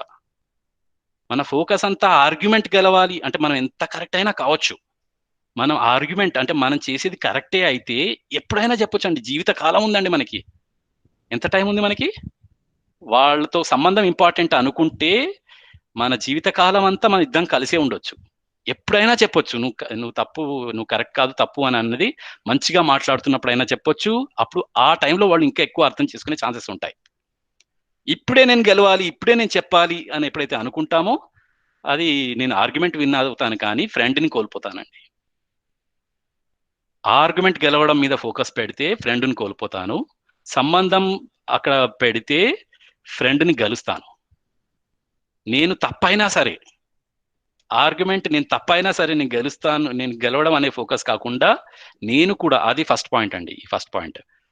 ఓకే, నేను గెలుస్తాననే ఫోకస్ కాకుండా ఒక కమిట్మెంట్ తో ఉన్నాను అని అంటే నన్ను నేను వాళ్ళకి ఆధీనంలో ఉంచినట్టు, ఆ సంబంధాన్ని ఫోకస్ లో పెట్టినట్టు, ఎప్పుడైనా నేను వినొచ్చు వాళ్ళ మీద అప్పుడు. ఓకే, సో ఇదండి బేసిక్గా. సో ఇది ఇంకో విషయం ఏంటంటే ఫస్ట్ నన్ను నేను ఎవాల్యుయేట్ చేసుకోవాలి కదండి, ఎదుటి వాళ్ళని ఎవాల్యుయేట్ చేసుకోవడానికంటే. సో ఇది మనలో మనం ఫస్ట్ చెక్ చేసుకుందాం. ఏంటంటే ఫస్ట్ థింగ్, నన్ను నేను రైట్ ఎవాల్యుయేట్ చేసుకోవాలి. మనల్ని మనం అడుగుకుందామండి, నన్ను నేను రైట్ ఎవాల్యుయేట్ చేసుకోవాలా, అండర్ ఎవాల్యుయేట్ చేసుకోవాలా, ఓవర్ ఎవాల్యుయేట్ చేసుకోవాలా? అంటే నన్ను నేను రైట్ ఎవాల్యుయేట్ చేసుకోవాలనే ఆన్సర్ వస్తుంది. అది దట్ ఈస్ సహజ స్వీకృతి ఆధారంగా. ఓకే, అలా చేసుకోలేదనుకోండి, ఇది మనం చేస్తూనే ఉంటాం కూడా, ఓవర్ ఎవాల్యుయేట్ చేసుకుంటాను, నేను గొప్ప అని చెప్పుకుంటానండి. అయితే నేను గొప్ప అని ఎందుకు చెప్పుకుంటున్నాను? ఎవరితో కంపేర్ చేసి చెప్పుకుంటున్నాను? ఎదుటి వాళ్ళతో కంపేర్ చేస్తున్నాను. నేను వీళ్ళకంటే గొప్ప, నాకే ఎక్కువ తెలుసు. ఓకే, ఇది రైట్ ఎవాల్యుయేషనా, ఓవర్ ఎవాల్యుయేషనా? దీన్ని ఓవర్ ఎవాల్యుయేషన్ అంటామండి. ఇది చెక్ చేస్తే అదర్ ఈజ్ మై రిఫరెన్స్, పరతంత్రంగా ఉన్నట్ట, స్వతంత్రంగా ఉన్నట్ట. వాళ్ళకంటే అని అంటేనే వాళ్ళు వచ్చేసారు అక్కడ, పరతంత్రమే అది. నేను ఇప్పుడు రైట్ ఎవాల్యుయేషన్ చేసుకున్నాను అనుకోండి, నాకు రిఫరెన్స్ ఎవరు? నేను హ్యాపీగా ఉండాలి, నా కండక్ట్ డెఫినెట్గా ఉండాలి.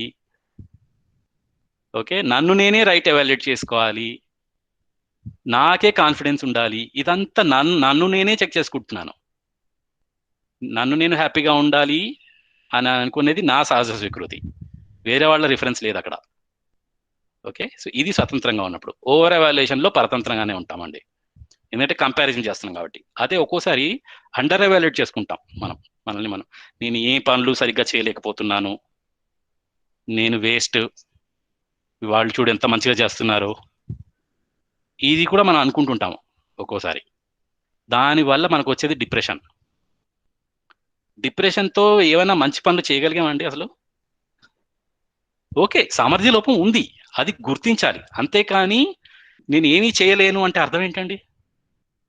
ఒక మనిషి చేస్తున్నాడంటే ఎవరైనా చేయగలరని అర్థం. యాక్చువల్గా అది, దానికి ఎఫర్ట్ పెట్టాలి. అంతేకాని నేనేమి చేయలేను అని కూర్చుంటే ఏ పని అవ్వదు. ఓకే, ఎస్పెషలీ ఇది పిల్లలకి చాలా అవసరం అండి. యూనో, నేను ఏమి చేయలేను అని ఎప్పుడైతే అనుకుంటానో నిజంగానే ఏమి చేయలేను అనుకుంటే నిజంగా మనం ఏమనుకుంటామో అది చేస్తాం. మంచి అనుకుంటే మంచి చేస్తాం, చెడు అనుకుంటే చెడు చేస్తాం. ఇది మేజర్ కారణం అండి డిప్రెషన్లోకి వెళ్ళటానికి. కొంతమంది సూసైడ్స్ కూడా చేసుకుంటున్నారు. పిల్లలు 90% మార్కులు వచ్చినా కూడా సూసైడ్ చేసుకున్న వాళ్ళు, సెకండ్ ర్యాంక్ వచ్చిన వాళ్ళు 98%, 99% వచ్చిన వాళ్ళు, సెకండ్ ర్యాంక్ వచ్చినందుకు సూసైడ్ చేసుకున్న వాళ్ళు ఉన్నారు. ఎంత బ్యాడ్ సిచ్యువేషన్లో ఉన్నాం చూడండి. మన ఎడ్యుకేషన్ సిస్టమ్ అలాగే ఉంది, ప్లస్ మనం ఇచ్చే మాన్యతలు కూడా అలాగే ఉన్నాయి. మనం ఇచ్చే యాజ్ అ పేరెంట్, టీచర్, మనం ఇచ్చే మాన్యతలు కూడా వాళ్ళకి అలాగే పాస్ అవుతున్నాయి. సో చాలా ఇంపార్టెంట్ అండి అది. అయితే సూసైడ్ చేసుకునే వాళ్ళు ఎప్పుడైతే, అంటే జనరల్గా ఇది మనం వెరిఫై చేసుకుందాము, సూసైడ్ ఎందుకు చేసుకుంటున్నారంటే వాళ్ళకి ఏ హెల్ప్ దొరకలేదండి. వాళ్ళ ఫ్యామిలీ నుంచి కానీ, సొసైటీ నుంచి కానీ, నేచర్ నుంచి కానీ ఏమి అర్థం కాలేదు, వాటి నుంచి ఏ హెల్ప్ రాలేదు. అలాంటప్పుడే సూసైడ్ చేసుకుంటారు. కానీ ఏ ఒక్క డివియేషన్ ఎవరో ఒక్కళ్ళు ఇచ్చినా కూడా ఆ సూసైడ్ చేసే ఆస్కారం ఉంటుంది. అన్ఫార్చునేట్లీ అది బయటపడట్లేదు. వాళ్ళు సూసైడ్ చేసుకున్నారు అంటే ఆ విషయంలో బయటపడలేదు. కానీ ఇది చాలా మంది యూనో కొంతమంది సైకాలజీ చదివిన వాళ్ళు బాగా తెలుస్తుంది. But let's not get in to that. So suicide చేసుకోవడం అంత దూరం మనం వెళ్ళొద్దు. అట్లీస్ట్ ఇది మనకు ఉందా లేదా చెక్ చేసుకుందాం అండి. సో అది రెస్పెక్ట్ అండి. సో ఐ థింక్ ఇంకొక 5 minutes ఉంది. సో ఏమైనా క్వశ్చన్స్ ఉంటే తీసుకుంటానండి.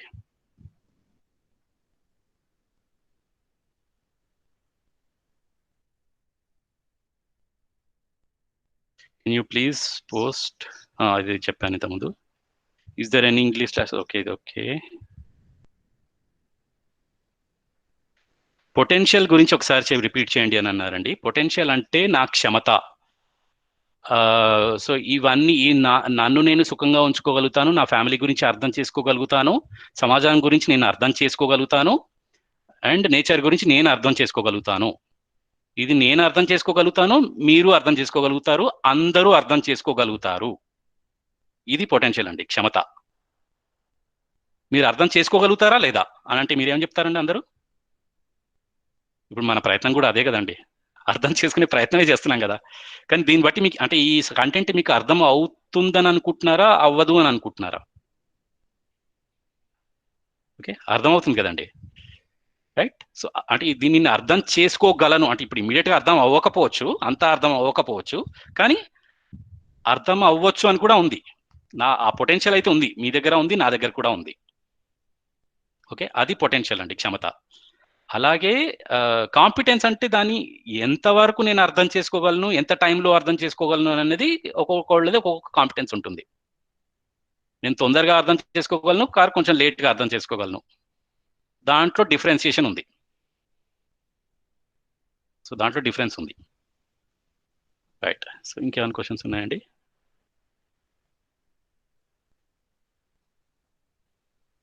ఈవెన్ ఇన్ బ్యాంక్స్, బ్యాంక్ అది బిఎం అంటే బ్రాంచ్ మేనేజర్ అనుకుంటాను, won't offer chair to the next officer, but yeah his chair to the hire boss if he's visits.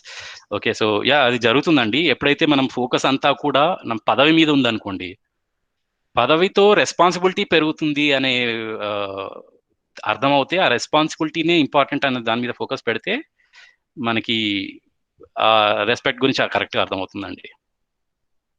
Okay, yeah చెప్పండి. ఇంకొక క్వశ్చన్ అడిగారు, why respect is different from person to person. ఇప్పుడు ఎందుకు అలా ఉంది అని అంటే మనము వాళ్ళ ఎక్స్ప్రెషనే చూస్తున్నామండి. ఓకే, ఒకళ్ళు ఏం చెప్తారంటే నమస్తే పెడితేనే రెస్పెక్ట్ అని చెప్తున్నాము, ఒకళ్ళు కాళ్ళు మొక్కితేనే రెస్పెక్ట్ అని చెప్తున్నాము. అందులో ఇష్యూ ఉందండి. అయితే ఇంకొకటి అర్థం చేసుకోవాలండి, ఎక్స్ప్రెస్ చేయకున్నా కూడా రెస్పెక్ట్ ఫీలింగ్ ఉండే అవకాశం ఉంది. కొంతమంది ఎక్స్ప్రెస్ చేయలేరు, ఓకే, ఎక్స్ప్రెస్ చేయలేరు, కానీ రెస్పెక్ట్ అనే ఫీలింగ్ ఉంది. కొంతమంది బాగా ఎక్స్ప్రెస్ చేస్తుండొచ్చు, ఓ విపరీతంగా కాళ్ళు మొక్కేస్తాను, మంచిగా మాట్లాడతాను, మంచి ఓ బాగా పొగడేస్తుంటాను, అన్ని చేస్తుంటాను, మనసులో మాత్రం తిట్టుకుంటుంటాను. సో ఇది ఎక్కడ చూస్తున్నాం మనం? ఈ డిఫరెన్సెస్ చూస్తున్నాం మనం. ఓకే, ఇది ఎక్స్ప్రెషన్లో చూస్తున్నాం, బాడీలో చూస్తున్నామండి. బాడీలో, బిలీఫ్స్లో, ఫిజికల్ ఫెసిలిటీస్లో చూస్తున్నాము అని అంటే ఆ డిఫరెన్షియేషన్ కనపడుతుంది, అదే మనకి డిఫరెంట్గా కనపడుతుంది. అదర్వైజ్ రెస్పెక్ట్ అనేది డిఫరెంట్ లేదు. మనం డిఫరెంట్ చూస్తున్నాము అని అంటే ఈ మూడిట్లోనే చూస్తున్నట్లు లెక్క. శరీరము, మాన్యతల ఆధారంగా, భౌతిక సౌకర్యాల ఆధారంగా, బిలీఫ్స్ ఆధారంగా చూస్తున్నట్టే లెక్క. ఎందుకు డిఫరెంట్గా ఉంది అని అంటే ఇందుకేనండి, రెస్పెక్ట్. ఓకే, ఇంకేమైనా క్వశ్చన్స్ ఉన్నాయండి? బిట్వీన్ కాంపిటెన్స్ అండ్ పొటెన్షియల్ అని అడిగారు సార్.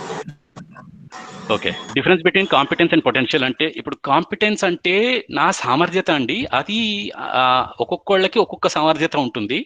కొంతమంది అంటే వాళ్ళ పెరిగిన ఎన్విరాన్మెంట్ అండి, బేసిక్గా నేను పెరిగిన ఎన్విరాన్మెంట్, నాకు వచ్చే సో కాల్డ్ ఎడ్యుకేషన్ ఏదైతే ఉందో అది కొంచెం మంచిగా ఉండొచ్చు, కొంతమందికి అది మంచిగా లేకపోయి ఉండొచ్చు.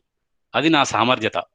సో నాకు ఎంత ఫాస్ట్గా అర్థమవుతుంది ఈ కంటెంట్ నాకు ఎంత ఫాస్ట్గా అర్థమవుతుంది అని అంటే, నేను ఇప్పటిదాకా పెరిగిన ఎన్విరాన్మెంట్ బట్టి ఉంటుందండి నా సామర్థ్యం. నేను కొంచెం ఫాస్ట్గా అర్థం చేసుకోవచ్చు, ఆ పాసిబిలిటీ ఉంది, ఆర్ కొంచెం స్లోగా కూడా అర్థం చేసుకోవచ్చు. కానీ అదే పొటెన్షియల్కి వెళ్ళామనుకోండి, మీకు సామర్థ్యత అంటే మీకు అంటే ఇవన్నీ అవసరమే, నేర్చుకోగలుగుతారు, నాకు ఇవన్నీ అవసరమే, నేర్చుకోగలుగుతాను.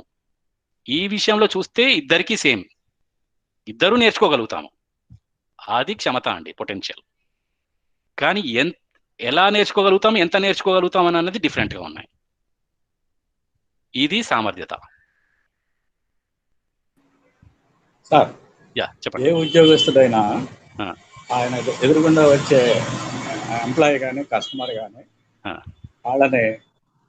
వాళ్ళ ఉద్యోగంలో ఉన్నటువంటి పవర్ అనుకుంటున్నారో మరి ఏమనుకుంటారో అగౌరవపరుస్తున్నారు. అంటే ఫర్ ఎగ్జాంపుల్ బ్యాంకులో ఉన్నారనుకోండి, కస్టమర్ వస్తే కస్టమర్ విషయాలను చూస్తాడు, కస్టమర్ ఆయనకి అనుకూలంగా ఉంటే సర్వీస్ చేయడానికి ట్రై చేస్తాడు.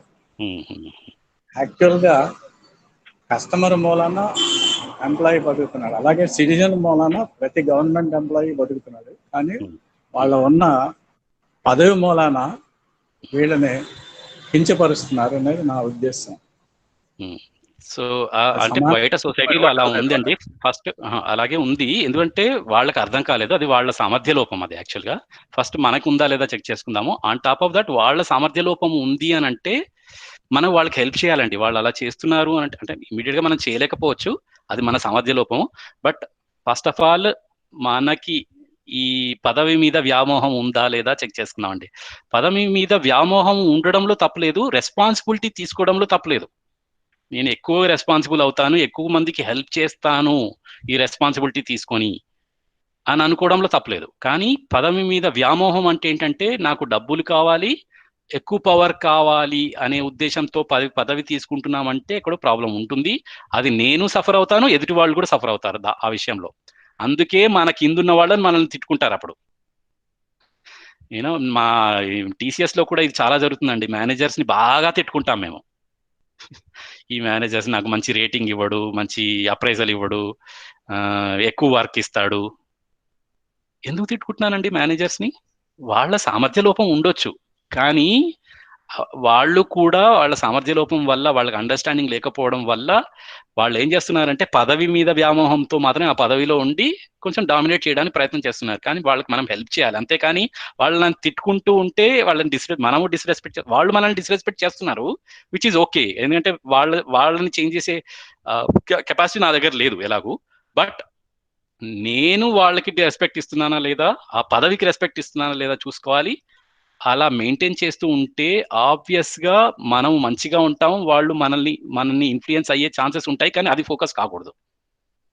సో ఇది మనం చెక్ చేసుకోవచ్చు. ఇన్ఫాక్ట్ నా ఆర్గనైజేషన్ లో నేను చాలా వరకు ఇది మేనేజ్మెంట్, నేను ఇది యాక్చువల్ గా మా TCS లో కూడా నేను ఇది సెషన్ తీసుకున్నానండి, work life balance and professional ethics అని సెషన్ తీసుకున్నాను. అక్కడ మేనేజ్మెంట్ అంటే ఏంటో చెప్తానండి. అన్ఫార్చునేట్లీ ఇలాంటి కంపెనీస్లలో మేనేజ్మెంట్ అంటే వీఆర్ మేనేజింగ్ పీపుల్ అని అనుకుంటామండి. మేనేజ్మెంట్ కార్పొరేట్స్లలో especially management is managing people అని అనుకుంటాం. కానీ మిమ్మల్ని అడుగుతానండి, ఈజ్ మేనేజింగ్ యూ ఓకే? మిమ్మల్ని ఇంకొకళ్ళు మేనేజ్ చేయడం మీకు ఓకేనా అని అంటే న్యాచురల్గా అది సహజ స్వీకృతిలో లేదు. ఐ వాంట్ టు బి స్వతంత్ర. Managing other person is being పరతంత్ర. ఓకే, మేనేజ్ చేసుకోవాలి ఎవరు అనుకోరు, కానీ మరి మేనేజ్మెంట్ ఉండాలి కదండి, మేనేజ్ చేయాలి కదా. ఏం మేనేజ్ చేయాలి? Managing the environment, managing the relationships. నేను మేనేజర్ అయితే నా కింద ఉన్న వాళ్ళ మధ్యలో నా పట్ల రిలేషన్షిప్, వాళ్ళ మధ్యలో రిలేషన్షిప్ నేను మెయింటైన్ చేయగలగాలి. ఎంత రెస్పాన్సిబిలిటీ చూడండి. నాకు వాళ్ళకి మధ్యలో రిలేషన్షిప్పే కాదు, వాళ్ళ మధ్యలో రిలేషన్షిప్ కూడా నా రెస్పాన్సిబిలిటీనే. అది చాలా పెద్ద రెస్పాన్సిబిలిటీ అండి. అందుకని పదవి అనేది పెద్ద రెస్పాన్సిబిలిటీ. సో ఇది నాకు అర్థమైతే, రెస్పెక్ట్ అనేది నాకు కరెక్ట్ గా అర్థమైతే I become more responsible. Right, okay, మనం ఓవర్ టైం అయ్యాము. సో ఆబ్వియస్లీ చాలా క్వశ్చన్స్ ఉంటాయండి ఇందులో అగైన్. సో ఈవినింగ్ 6 to 7 స్వామి గారి వాళ్ళ ఫెసిలిటేట్ చేస్తారు. So please join for any questions, and homework కూడా ఇస్తాను. Please go through the homework again. So evening session చాలా బాగా జరుగుతుంది సార్. ఈవినింగ్ సెషన్ మంచి క్వశ్చన్స్ అడుగుతున్నారు, చాలా మంచి డిస్కషన్ జరుగుతుంది. దాదాపు ఒక 35 మంది పాల్గొంటున్నారు. సో ఆసక్తి ఉన్న వాళ్ళందరూ కూడా 6 to 7 పాల్గొనవచ్చండి. చాలా మంచి డిస్కషన్స్ జరుగుతున్నాయి. రోజువారీలో జరిగే సమస్యలన్నీ కూడా డిస్కషన్స్ అవుతూ ఉంటాయి. Okay, thank you so much Sinu and everyone. So let's meet again in the evening. Okay, so rep morning again. Yeah, thank you. Hello Srinu, కూడా కొంచెం టైం చెప్పండి. అదే అంటున్నా, ఈ ఈవినింగ్ డిస్కషన్ ఉంది కదా అంటున్నా. చెప్పాను సార్, అనౌన్స్ చేసామండి. Okay, okay, thank you. 6 to 7, yes.